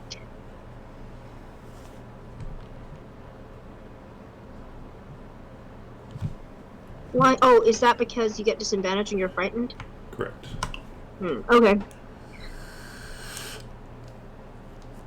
She's going to send Nyx. Nyx, hang on before Nyx goes. Oh, is it immune to frighten? Well, it's flying high. I would have it flying high up, and I'm sorry, I forgot to move. I was going to move. Okay. She's like, flying up. she doesn't want to get close to him. That's fine. If it's flying up, that's fine. Like, Oh, it can still get frightened, but it's flying up in the air, so it's fine. Okay, so she's going to attack. is Nyx a creature that makes a weapon attack? She's been doing it for the past how long? Nyx is not in range of the thing. Oh, If she's not in range of mine, she's not in range of yours. there.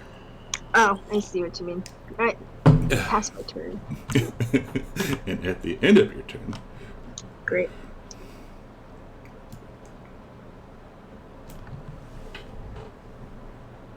all right. Demetrius will say, Esther, you're looking a little bit under the weather. Are you sure you can handle a woman like Kara without any dick? And I point at his genitals. And he's like a skeletal ghost. So I assume he doesn't have anything there. No, he doesn't. He That doesn't. piss him off. Nice. Oh yeah. And it's his turn. So he says, "You know what? Fuck you." Uh-oh. And you see him start sucking in some nightfall, and he's going to get kind of like necrotic energy comes onto him, and he slams it down.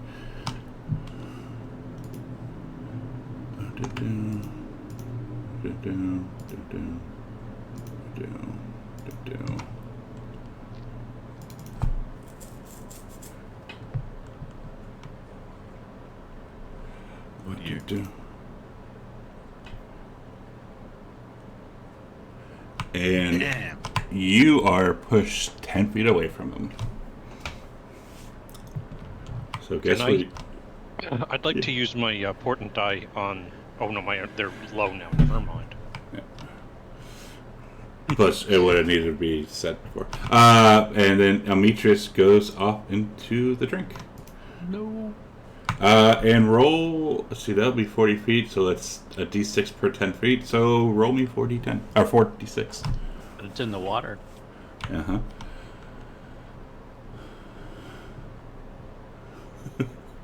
That's how much fall damage you take.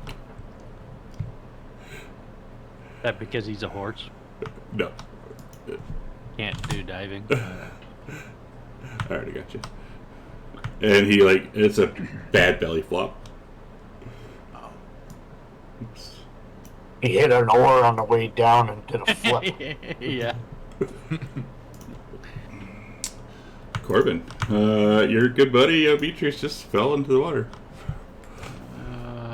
That makes me angry, so I will try to run forward. I will swing my axe at him since I can't grapple him. I will reckless this too.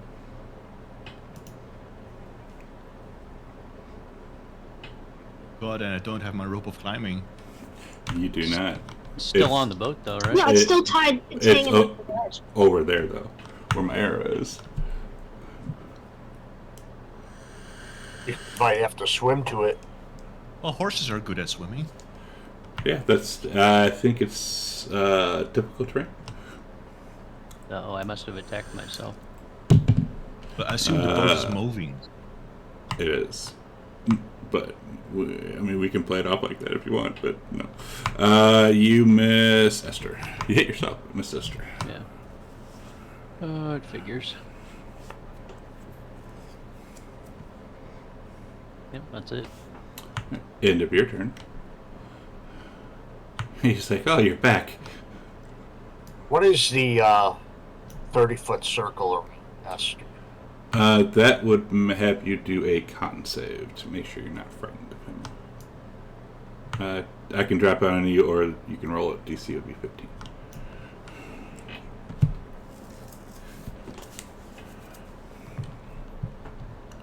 Okay. Well,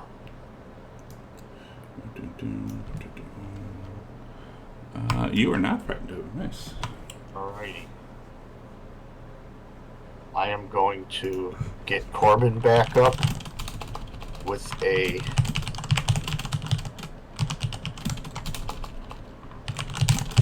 level 2 healing word. Ah, these lousy rolls, I'm telling you. And I'm gonna come over here and start fumbling with my pack to get my rope out. Oh. And get my rope out to hand it down to Beatrice. That'll be my turn. And at the end of your turn, he will attack Kyra. Actually, where's that at? Envelope. There we go. Oh. Oh no. Oh.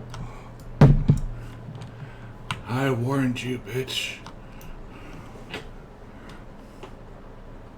And for the first time, you see her bleed a little bit.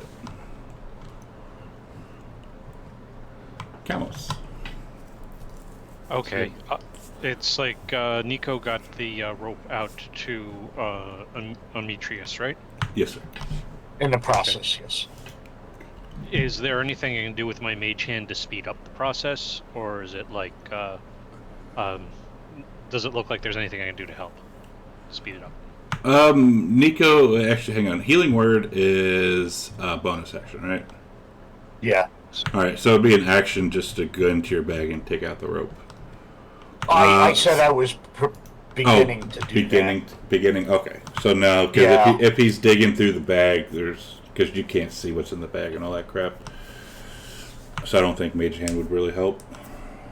Okay. Then I magic missile the man of the hour. So that was For the past 6 hours. It's an epic battle, man. Well, your magic missile is actually doing a lot of work for us. Yeah, they are. Yeah. It's actually a good choice. All right. So that's my turn. End of your turn. He's going to attack her again.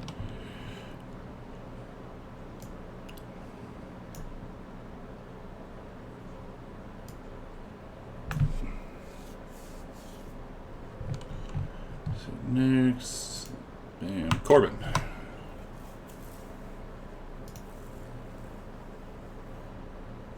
I will stand up, first of all. And that knocks you out, right? I can't remember. Yeah. Yeah, I was down. I was... So rage would be gone, right? Yeah, so everything's gone. I guess you could have left Reckless on, because I'm going to Reckless. Ah, okay. I don't want to assume. How many to attack? I haven't been able to 2. hit him with anything anyways, so I don't know if it matters, but... I feel your pain. Let's see, I will attack him again. First, give me a con save. Well, it wouldn't matter, I guess. She can't move. You want me to do the damage or roll a con save or what? Let's just do this because you're in the shroud. Yeah, you're fine. Alright, damage.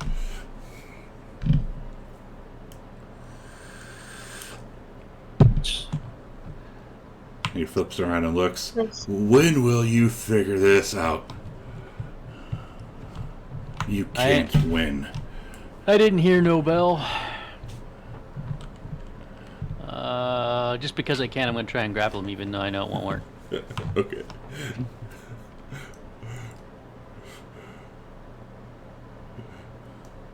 And he's going to turn around and smack you.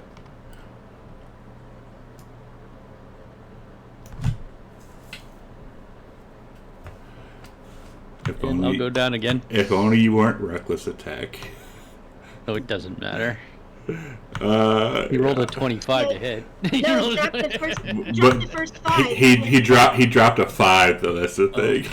If it was the first 5, he would have missed you. Mm-hmm. But then you might not have hit him either. Who knows? Exactly. Kyra will do this.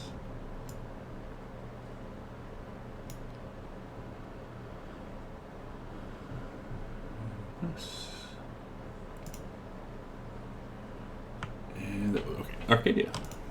Okay, she's going to back up some more. Because she's like, I'm getting out of this. Do my spear and attack. And misses. And she's going to send Mix. Do I get to do try to break that, or is that just a permanent frightened? That will go away actually at the end of his turn. So Nice. go ahead with Nyx. And pass my turn. Right, and then he is again going to. No, actually, he's not. He's going to attack Kyra twice.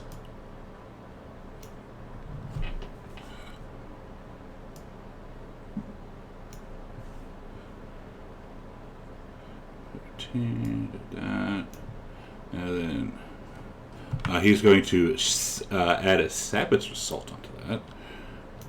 So extra 7.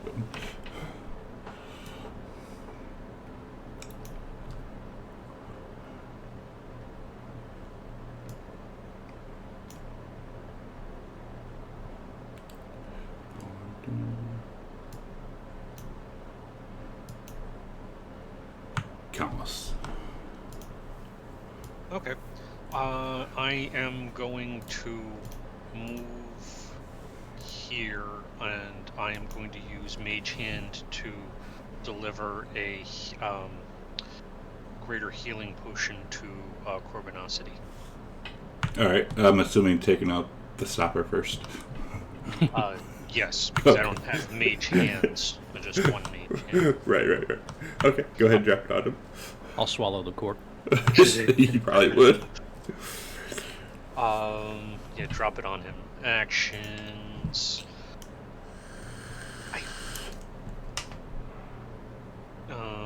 Greater healing potion. Let's see. I target him, not the baddie. And You can give it to the baddie. I could. And I do the thing.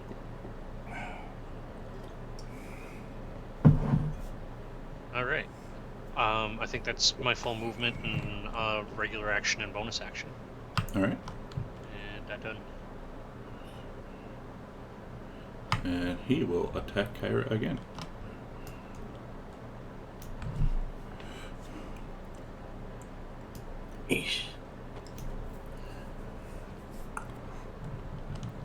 And she goes down. Oh my. This shocked Arcadia because she thought goddesses couldn't be killed, or at least knocked out. And he turns and holds up his hands and says, See what your gods do. They're puny. They're worthless. You should have joined me.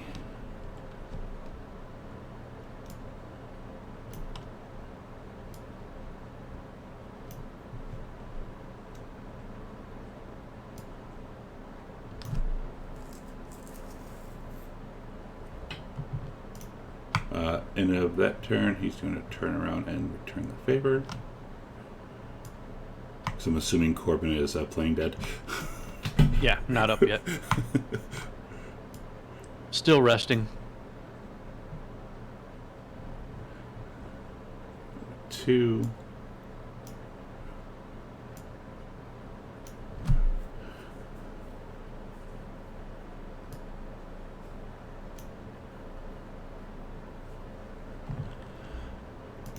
End of that turn, he's going to attack that dog. As an action, I'm going to ready. The moment a rope comes near me, I'm going to climb it. Okay. And can I still send a bonus action to my spiritual weapon? No, because you cannot see it. Then that's what I do. And Nico. Oh, wait. Nico, Tice. Sorry. At the end of your turn, I gotta do my attack.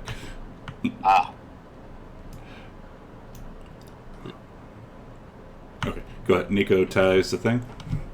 Yeah, he ties a rope and throws it down to Ametris. 3. Come on! I use my ready action to grab it. Okay. And as a bonus action, Can I make it on deck? You have a climbing speed of what? Because it's 40 feet up. I think it's difficult terrain for me, so 20 feet. Okay, so you I get don't have 20. a climbing speed, but just climbing regular. Alright, yeah, it'll be 20. You can get 20 feet up then. Okay. right here in the middle then. 20 feet. Yeah. We'll just. Actually, Yeah. Nico's gonna, yeah, he's gonna help pull him up, but as a bonus I'll action. say that's fine. You should get Kyra. Kyra. Okay. Actually, I don't So know he- that. So. Well, yeah. I got enough movement to get to her. So.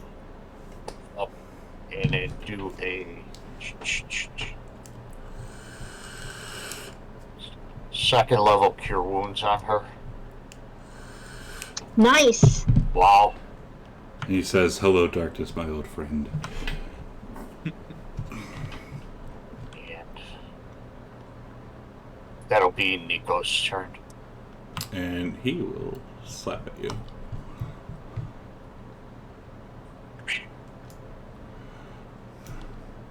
Leave that stupid bitch dead.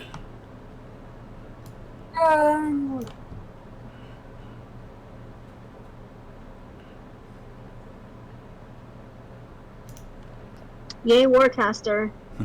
Goodness. Oh, it's alright.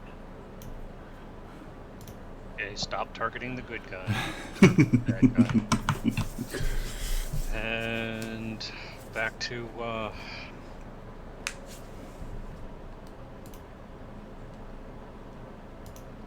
and just for good measure, let's make a little bit of distance here. And call that around.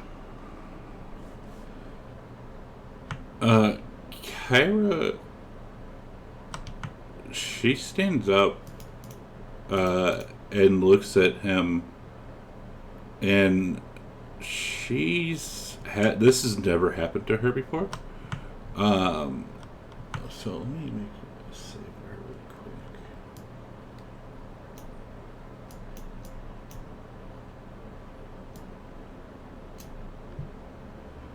quick. She's not going to do anything because this has never happened to her before, so she's kind of like in shock, if you will.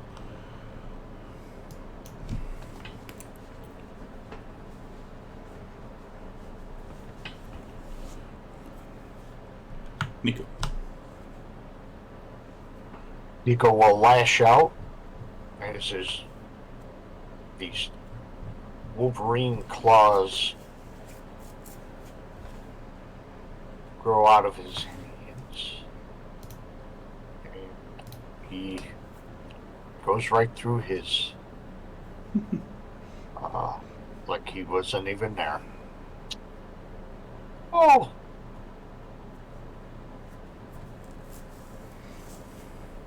And as a... Yeah, that'll be his turn. Okay. Alright, Corbin will stand up again, as is his normal practice. Tried and true. Yeah. Let's see, and I will reckless again. Also my normal practice. And oh, just for the hell of it, I'll use my last rage just because.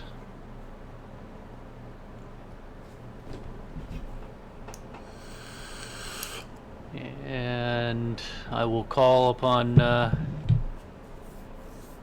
spirit of Xander, and I will use his axe on him. Ooh.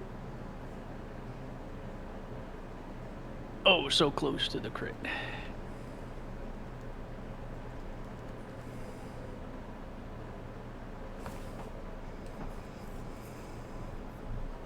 And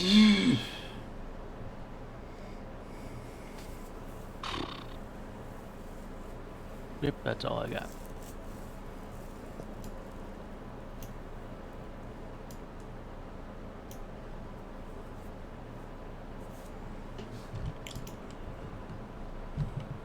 Esther says, "I grow tired of this."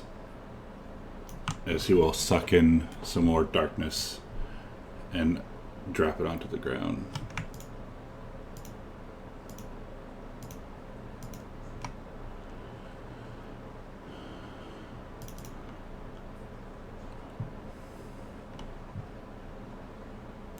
Wow. Let's see. Uphill save.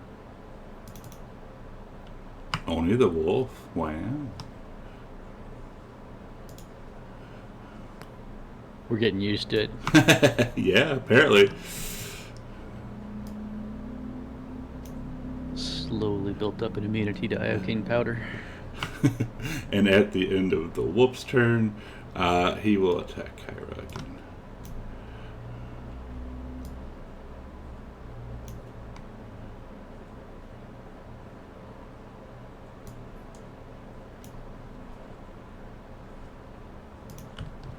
Arcadia. Okay, Arcadia is going to attack again. God damn it!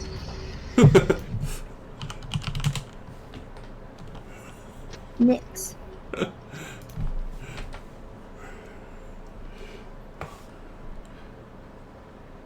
Don't let Atalanta hear about this. Yeah. Pass my turn. Alright, end of your turn. She attacks again. Yeah, he attacks again. Actually, she would move back a little. She'd move back a little further, too. She's not taking any chances. Alright, movement to get up there. As Kyra goes down again. Okay. I'm going to use my bonus action. I don't think Demetrius has ever seen her go down. Well, none of us have. Truth. Oh, you mean he pops up over the end and he sees this? Yes. Yeah, he didn't see the last one. He was in the water. Horse playing around. Oh, What the fuck? killed him with a 1. So, Demetrius, God!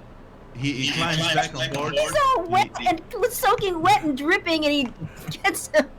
He extends his hand towards the spiritual weapon, and it, like Thor's hammer, it flies towards his hand, hitting Estor Arcanlander in the head.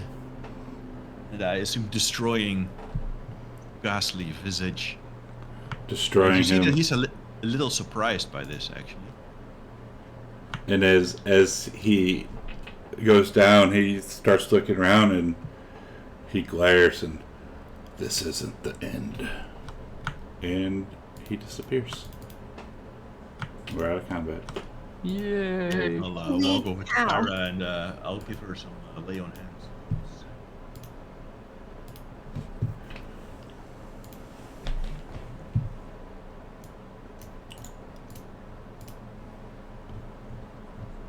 There we go. Alright. Then I look at where the corpse was. Is there any loot left behind? No. Well, worth a try. So go ahead. Arcadia would run up to Kyra. And you see her, she's sitting, she takes a knee. And you see her crying. And she says, Esther and I, we were close. I was blinded by his charm, deluded into thinking his bloodlust, his barbarism, were dashing bravery. Over time, he took pieces of me, bit by bit. By the end, you wouldn't have even recognized me. I didn't recognize myself. It's taken me all this time to put myself back together again. Have you never had a person you loved who abused everything you valued about yourself? Who took away everything that made you, you? Everything that gave you strength. He killed children, slaughtered them. I didn't aid him, but I didn't stop him. I wasn't strong enough. And she looks at Corbin. I knew what he was going to do to you, but I did nothing.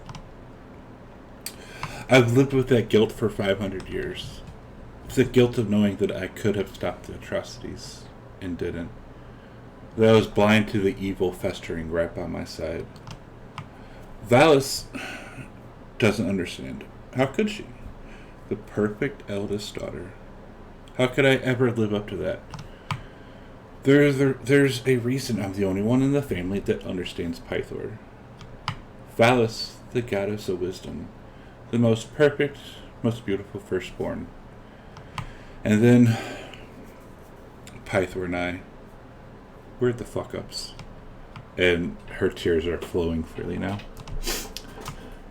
Why do you think I play so many jokes? All of these harmless pranks and games. Because it makes people laugh. It makes me laugh.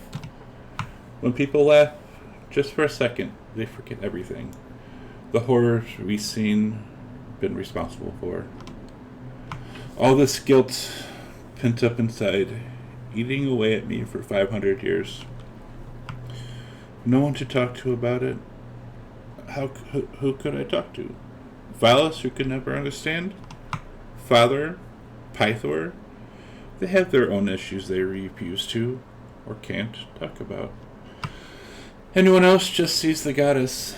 They couldn't, or wouldn't want to understand the failings, the weakness underneath.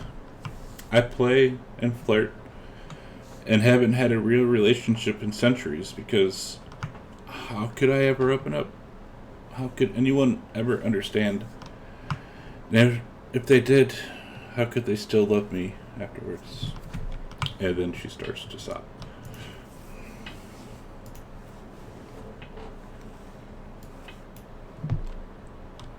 And then she says, just please leave me be. Say, well, what you say might have been true for the past, but I think you have proven today that you have overcome this and you are stronger than you think. You've saved us all, and we have defeated Esther only thanks to you and your efforts. So don't be too hard on yourself. Thank you.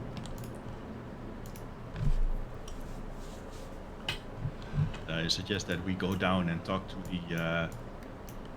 the crewman down there, Mitron or something, Mitron. Mitron. Well, at this point, you see a phantom appear before you. Oh, wow. And she floats up to all of you and says, tell me, who is the new captain of the ship? And I say, shouldn't it be you, Corbin? You're a Dragonlord after all. Maybe, but Demetrius really saved us today. I would give him the honor if he wants it.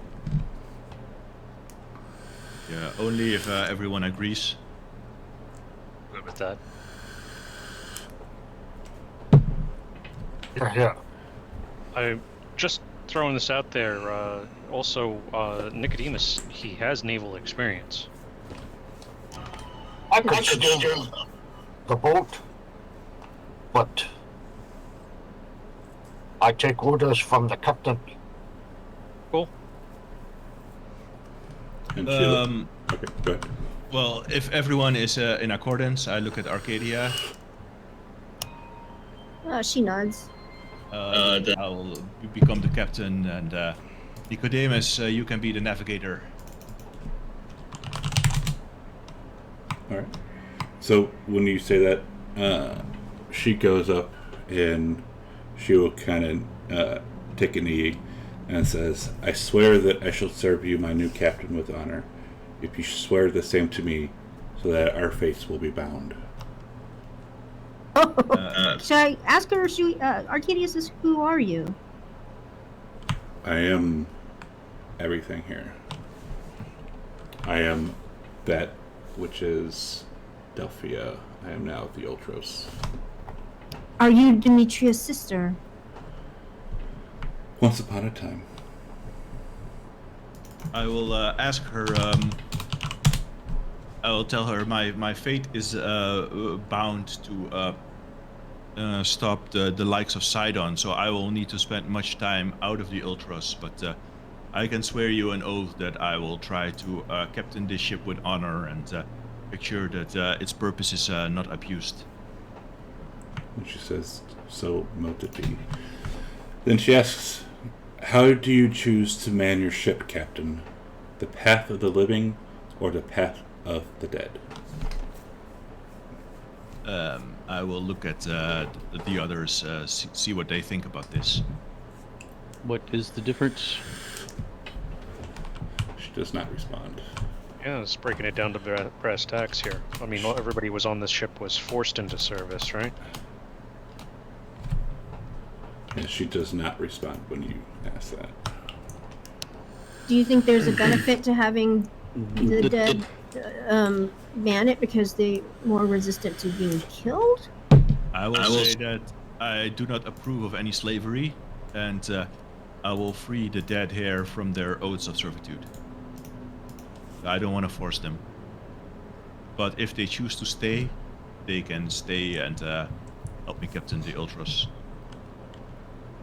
And she says, it is done. I hope everyone Which is okay path with does that. that I'm mean we really not chose? comfortable with slavery. What?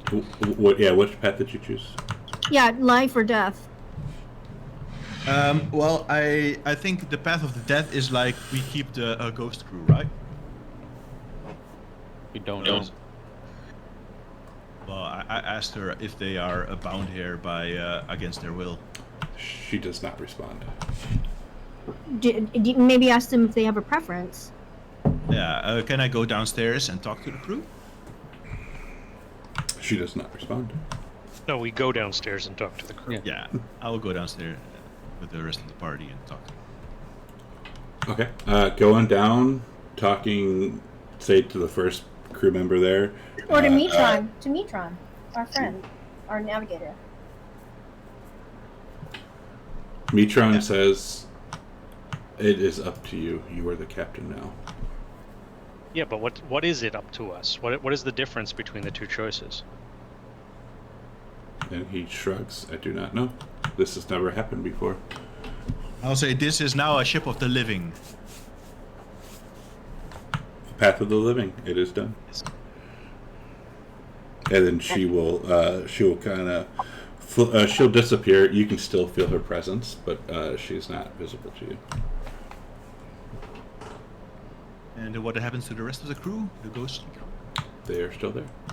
Because you guys are still rowing to Mitros. Well, Still sailing to Mitros, but yeah. I understand that there's advantages to keeping an undead crew, like they don't need to be paid, they can, they're probably resistant to being killed, but I think if we are the heroes, we want to set an example of the good, and I think forcing undead spirits into servitude and not giving them their well-deserved rest in the afterlife is not a noble thing to do. Agreed. Corbin thanks you for releasing his brothers. And I'll put Corbin on the shoulder and say, how about you become my first mate? yes, Captain.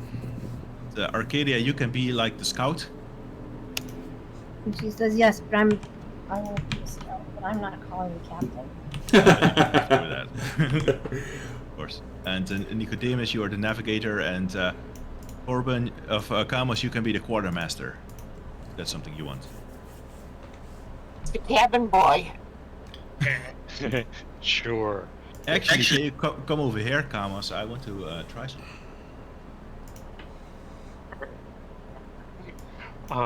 So I hobble over to you as an old man. Can you cast Restoration on him, Nicodemus? You still have a second level spell slot.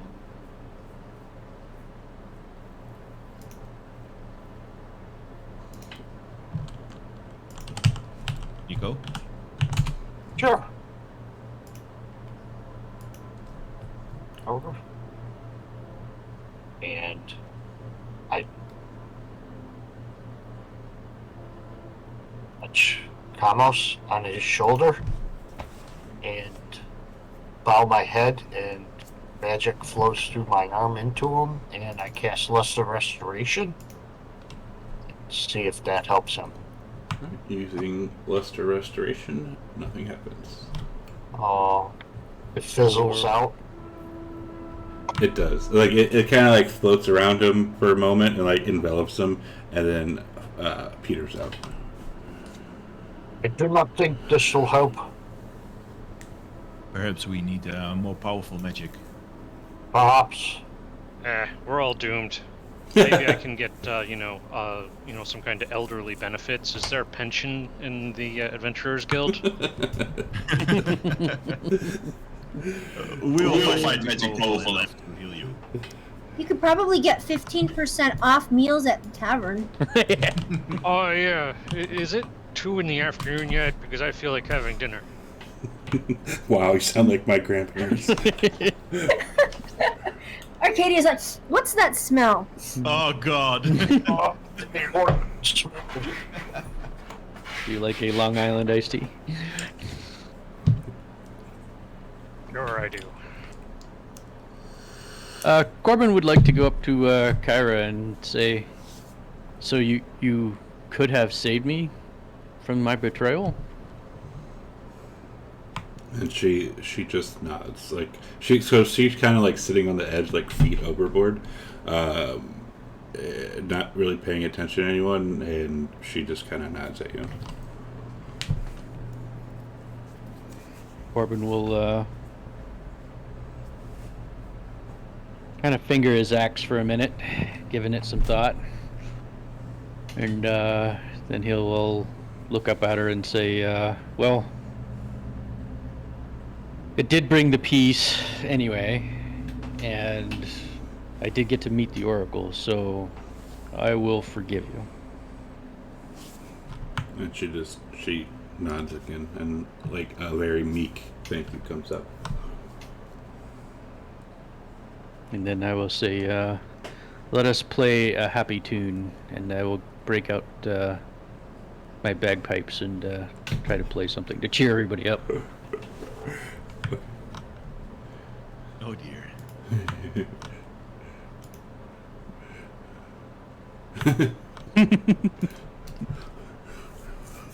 I'm not gonna say anything. To walk here and Kara just bows her head lower when that happens.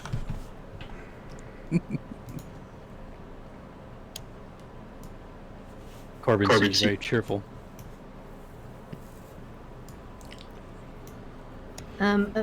Arcadia recalled that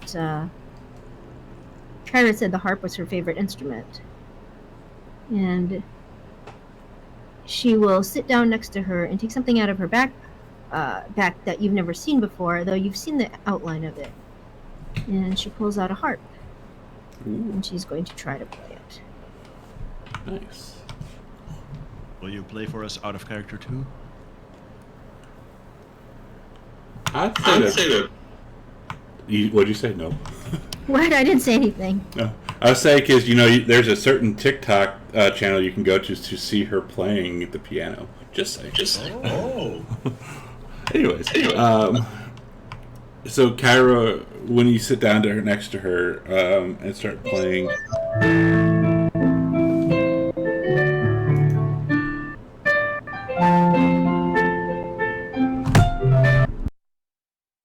Is that you actually playing live?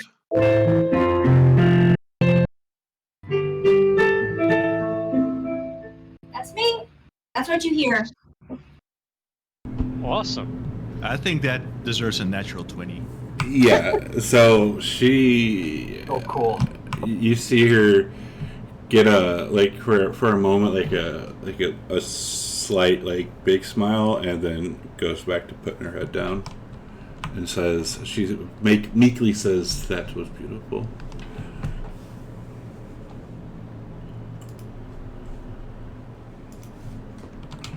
And she says it was something my mother would play for me to put me to sleep. That was awesome.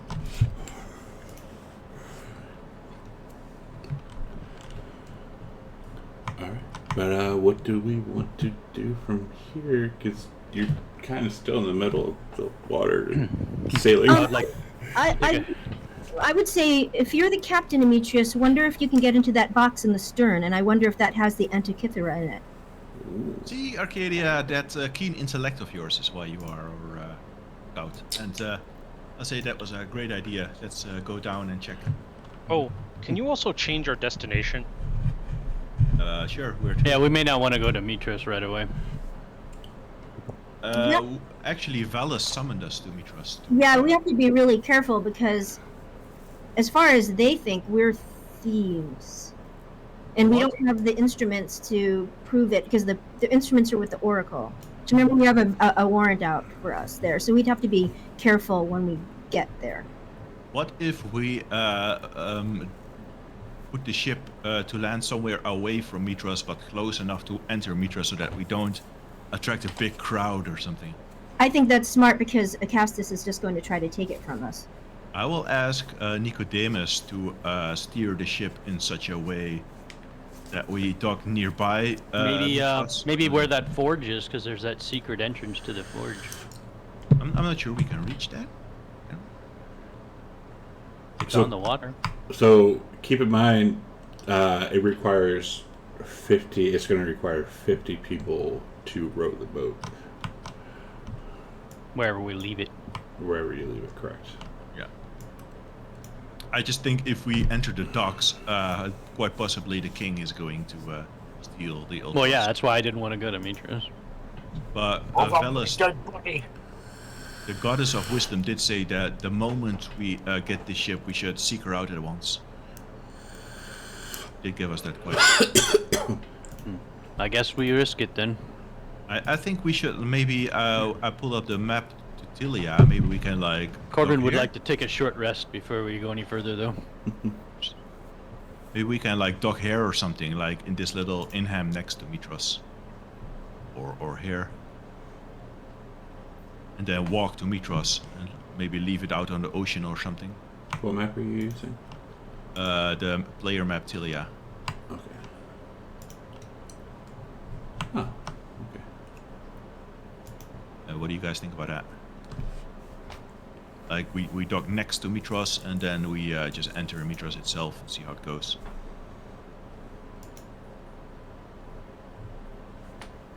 Is there any other options? Because I mean, that's a good option.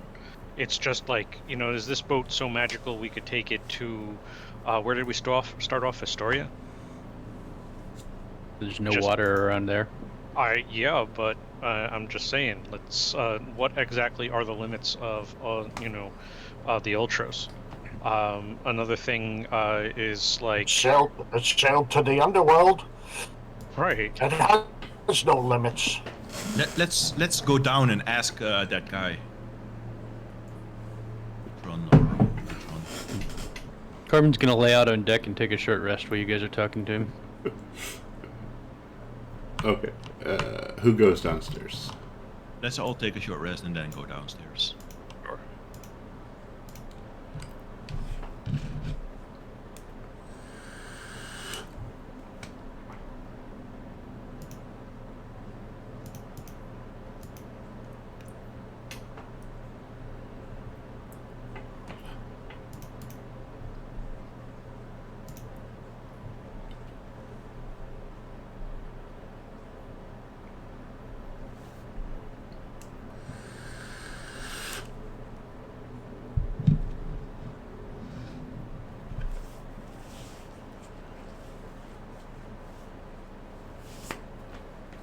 Is anybody talking?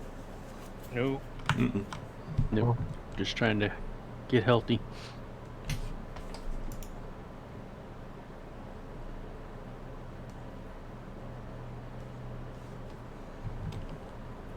All right. We all go downstairs. There's Corbin still staying up here. I'll come now that I'm rested up.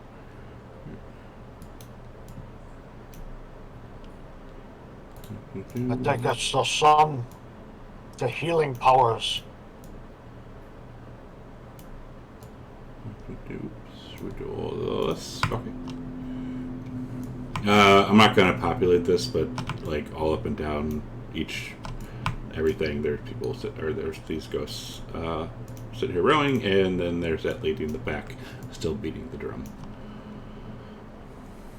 When we go to the captain's quarter here, we see the dwarven spirit? He is not there.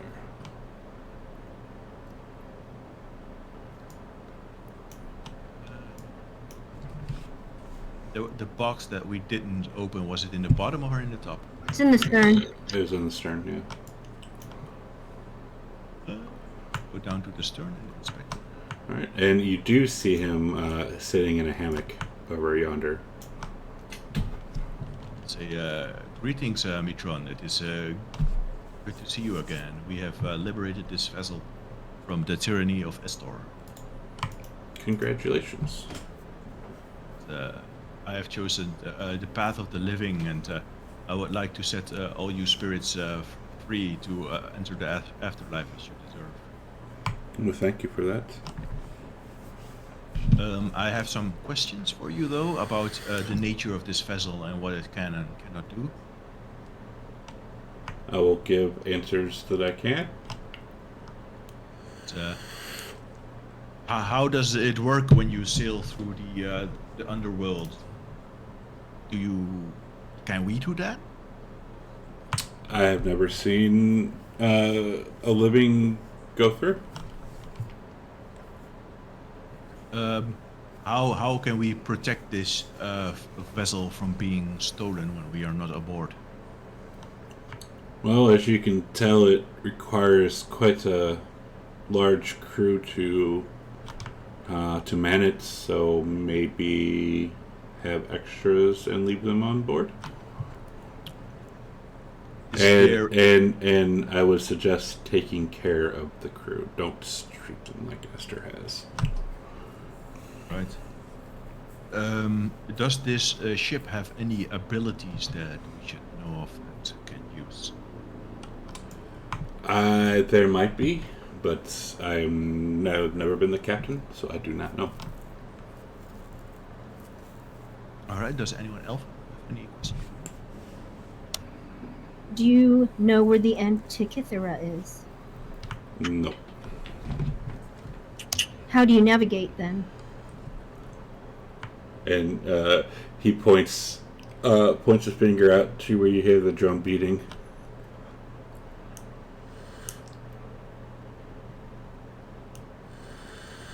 So I would go over there, and the woman is still there? Yes, she is still beating the drum. Do I see any kind of bronze contraption near her? You do not. And I would ask her, how do you know where to how to navigate? She does not respond to you. And she says, maybe Demetrius, you should ask her. Maybe they only respond to the captain? I will walk up and I will ask the same thing. And hang on a second.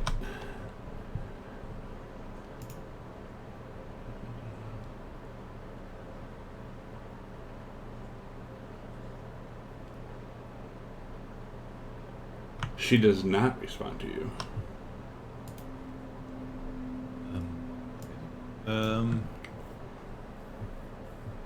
She's just. Can we like stick our hands in her pockets? Maybe see what she has. Her pockets are empty. Okay. Jesus. I will say to her, stop the ship. She does not. I will go back to Mitron and say, what will you be doing now that I have set you free? Well, the afterlife is something I've been waiting to experience for quite some time. So who knows what awaits me? I assume all of you will be moving on when we hit Mitros? That is a high probability, yes. I assume that we cannot change the course of this ship since the navigator is not listening. That is probably correct, yes. Do you have any items or such that may help us for after you move to the afterlife? I do not. Are we allowed to... what is in the box in the stern? Is it yours, or is it now the captain's? He says the captain was a cruel man, one who is responsible for untold thousands of deaths. Many of those unfortunate souls have traveled from the underworld in search of vengeance, and my box has sealed them away in there. Is there a way to set those free without incurring a massive battle? The only way to help get set them free is through battle. And you said thousands of them? Correct. So if we open that box, thousands of angry spirits are going to come out and do battle. That I do not know. But actually, I thank you for telling us about the box. Hopefully in time we can find a way to set them free, but I guess we'll keep the box locked up for now.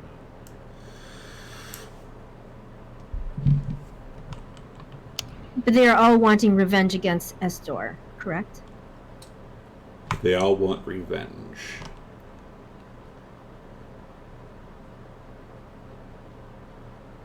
For the way that Estor treated them. Correct. He says many of these unfortunate souls have traveled from the underworld in search of vengeance. So we can call this the Avengers box. Yes.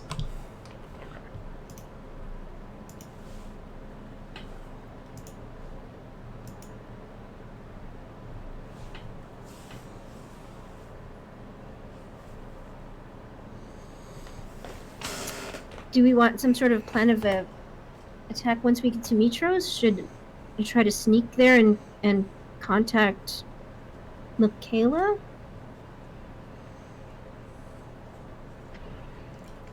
But I don't think I should go by myself, just in case.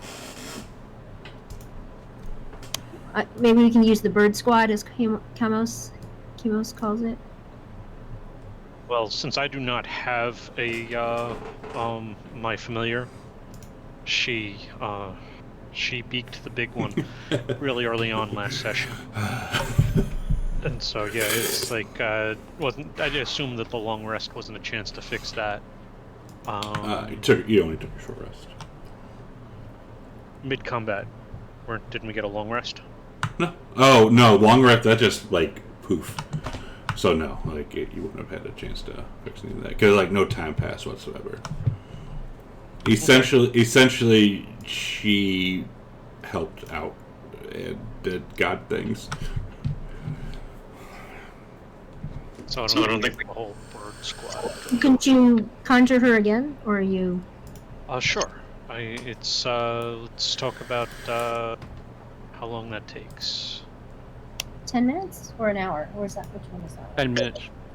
Or is that an hour for the Find Familiar? You get 10 minutes. It's a ritual. Yeah, just burn the 10 gold. Okay. So there we go. I've got a bird. There you go. Just gotta find my inventory. The Find Familiar is an hour casting time. Okay. But we have that time, so but it's Yeah. gonna. Yeah. Either way, the bird's back. So I'm sending the bird out to give somebody a message. Does it travel faster than this boat? Are we gonna... We don't know. I don't know Yeah. if it would know where to go. Yeah, so you guys have no idea where you're at right now either. I could send. I could also send Nyx because Michaela would recognize Nyx and be able to speak to her. Okay. Well, I guess we can do that, and because the Nyx has like several miles range, right? And I think Find Familiar doesn't have that much range. Well, I can't talk to Nyx like he can talk to Sapphire, and I can't see through her eyes, but I can send her with a message to tell Michaela. Well, honestly, at this point, we don't have control of the ship, so we're just gonna have to wait until it docks in Mitros. Maybe, Kamos, you can do the animal messenger thing and send Queen Velas a message that we're going to arrive shortly.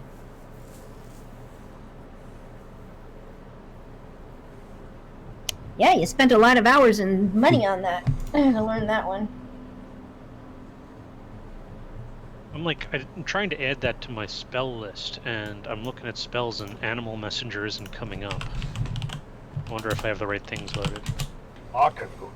It does show for me. I could put that in. Oh, well, I should stop looking at skills. So there's like 4 animal messengers in here. Nicodemus can prepare Animal Messenger, if you like. Okay. So... Well, he'd have to do it after a long rest, but he can prepare it. He's got that on his spell list. I can do it now.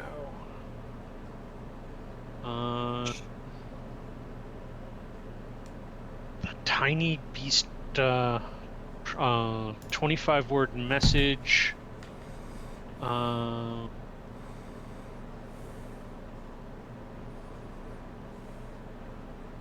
Duration an hour. Summary. So, but either way,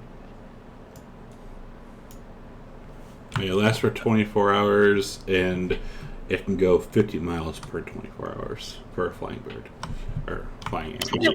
We'll just do that when we get there. yeah. Or like when you see land or something. Yeah, Yeah, when you see land. land that we recognize.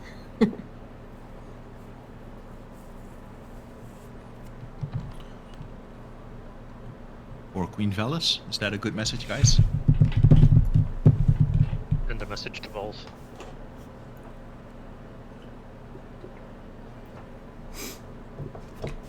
All right. Let's just do this. Bam. Well, I guess now we wait until we see land, then he casts Animal Messenger, we send that message to Queen Velis. Okay. So we'll probably take a long rest or like 3 or 4. Cool. Saying that's how long it takes? 3 or 4 days? Probably. But like as you guys bed down for your first night, level. Yeah! Hey! All right. That was a hard fought battle. Yeah, that was a close one. Now I have decisions to make.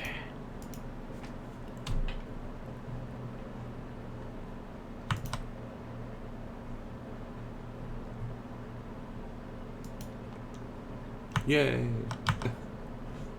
Get combat wild shape. Woohoo! Not that. It's the, what is that again? Primal Strike, that's what it is. Hey, Ralph. Hi, Bubba. Ralphie. My beast form attacks are magical. That's Nice. huge. That's Nice. huge. We could have used Yeah. that with this last one. Absolutely.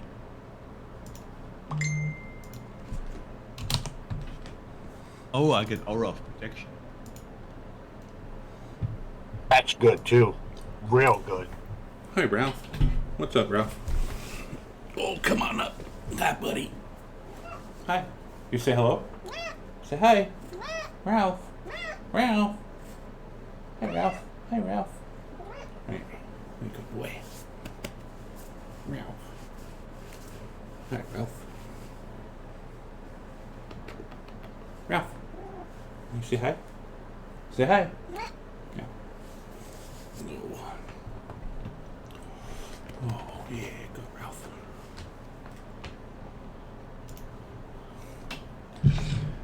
Yeah, that was a fun fight. Yeah, it was awesome.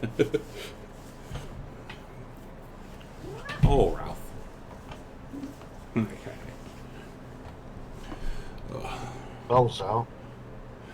Yeah, spells. Yeah, there's some of these has a lot of stuff to do.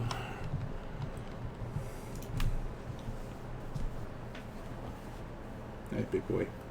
Oh, I would have recovered some of my javelins, including the lightning one. All right, how many did you use? I just took 4 back, so I took half of them back. Yeah, all right, cool. Amos, you want me to still prepare Anima Messenger? I think I'm just going to be casting it twice, so I think we good. Okay. Oh, you got that spell for your... What are you doing? Yeah, we found it on bro? a scroll. But let me rephrase my answer. Nah, you don't have to do that. We're all doomed. Okay then. 3 third-level spells. Oh, what am I going to do with myself? Oh, Haste. Fireball. More fireball. It's like cowbell. Can never have too much. This would have been a great don't- time to pull out my player's handbook, but my daughter now plays D&D, so she has it. I don't think... No, I don't get Fireball as a druid. No, Sleet but you Storm. should. Yeah. Alright, Ralphie. I'll just cast Feign Death and pretend that I'm Kamos. Oh, dude. Or Corbin. Exactly. Hi, Ralphie. Yeah, he's always feigning death.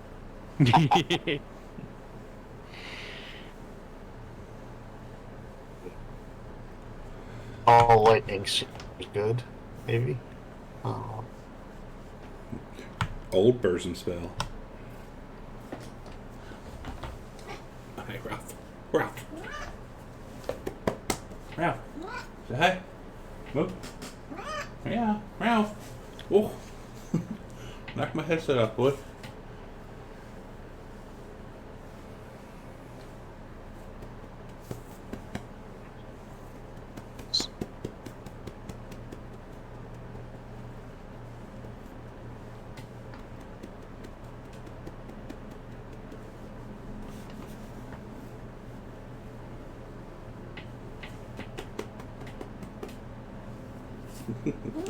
You silly kitty. I know what you want, but you gotta wait like 10 more minutes, okay? Oh, you got hair everywhere, boy. Oh. And for this entire rest of this journey, Kyra just keeps to herself the whole time.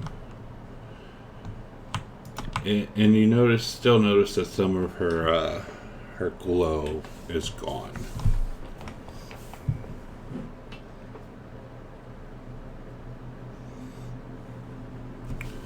Sad Panda.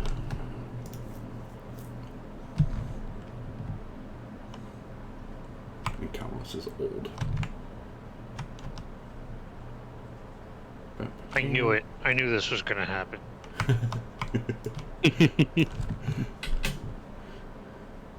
Now you look like your father.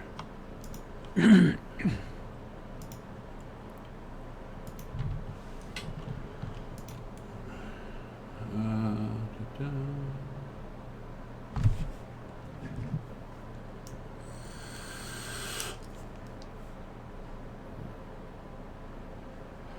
He has a lot of effects. Oh yeah. Freaking paladins have all this crazy crap. I need one of those.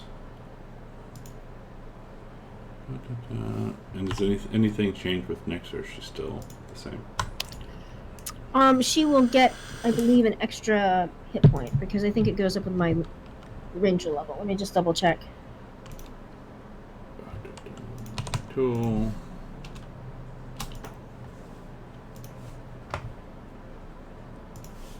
Yeah, I just prepared Healing Spirit. That's a good one to have. Yeah, yes it is. Very good. Yeah. I didn't park it have in that a Corbin. prepared. Yeah, and I could heal it 5 times, which is good. It's 1 plus my ability modifier. So that'll be 5 times for me, so that's really good. I think it's on a bonus action. Yeah, healing source bonus action. So Nyx should have 20 hit points because it's 15 plus my ranger level. Please. Okay, done. Excellent. If it's okay with you, Nico, could you put what is it, healing word back into the Ring of Spell Storing, so at least I have minimal healing next time. Oh, absolutely. Healing word? Is that the one that has range on it or something? Yes, it is. That's Healing spirit does too. What level is it? That's a level 2. Healing word is level 1. Yeah, that's kind of like, I think I don't want to take up 2 slots with it. I like Okay. the idea of it holds 5 slots, right. fireball. Well, if armor. we're going to be on this ship for a couple of days before we hit Mitros, I'll cast healing word into it.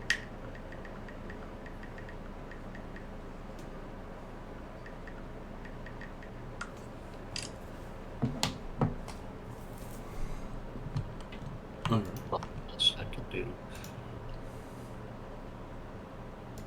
6 is 10.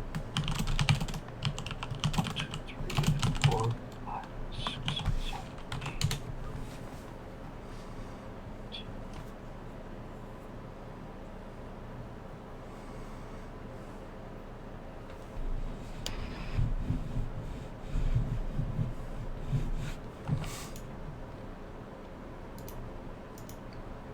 Which of the sources should I be pulling spells from? The automatic effects one? 5e automatic effects? Yeah, because that has all the coding and crap on it. Okay. Yeah, if you're going to prepare... Oh, yeah, because you got to prepare spells now, too. Since you're getting some new ones.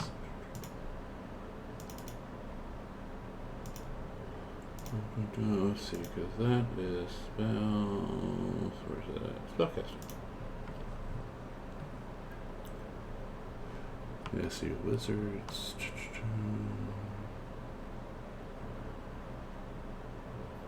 Oh, yeah. So for wizards, it's your int modifier plus your wizard level. 6.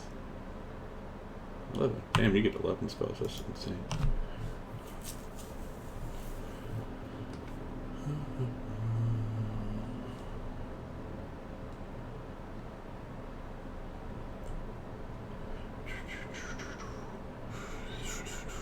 And yeah, I think that'll be it for us.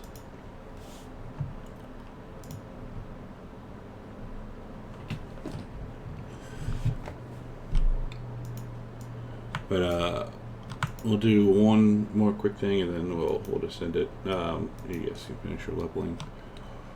But on coming up on your 5th day, you see light starting to appear, and dawn. You look to the east, and you start to see familiar land. A familiar what? Land. Like Oh, you see, you're coming up onto Mirtros. And then we'll just pick that up next week. Coming into Mirtros.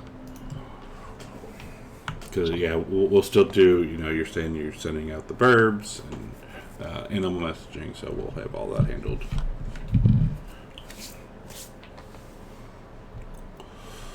All right. Yeah, I'm gonna go ahead and end the stream. I'll keep the table up for a moment. But Thanks. yeah, that was good game. That was a good one. Yeah. That was fun. But yeah, so thanks, stream, for hanging out. Not bad. A lot of stuff went out. A lot of crap happened, and yeah, that was fun. So thanks for hanging out, and we'll be back here next Sunday at 8:30 a.m. So thank you for hanging out, and we'll see you later. Goodbye.